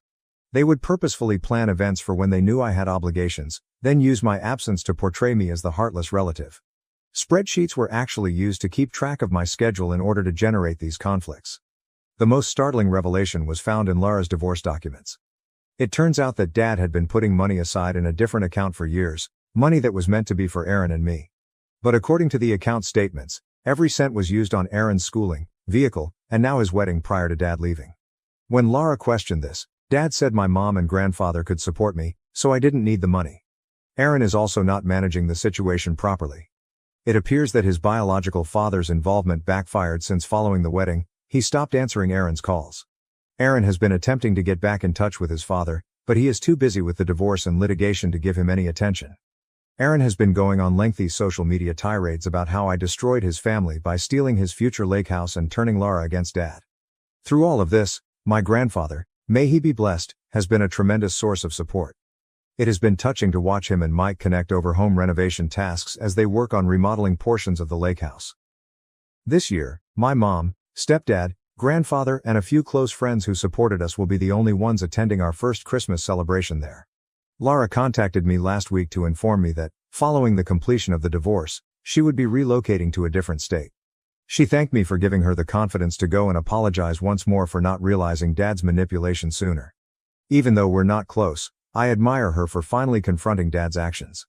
The extended family is mainly divided into two groups, those who have seen through Dad's lies and those who still believe them. It seems quite liberating to have lost contact with some relatives. They are the only family I need, and the people that matter have stayed. I'm getting used to living in a lake house with Mike. I occasionally catch myself feeling depressed about Dad's situation, but then I recall all the spreadsheets, the prearranged arguments, the deception, and the manipulation. When he decided Aaron was the only child worth his time and effort, I lost him years ago, so I know I'm not losing a parent. In times of self-doubt, your messages and remarks enabled me to maintain my position.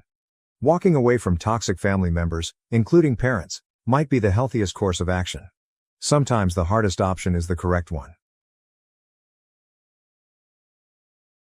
Thank you for watching. If you haven't subscribed yet, please do so and hit the notification bell to stay updated with more shocking real-life stories happening around you.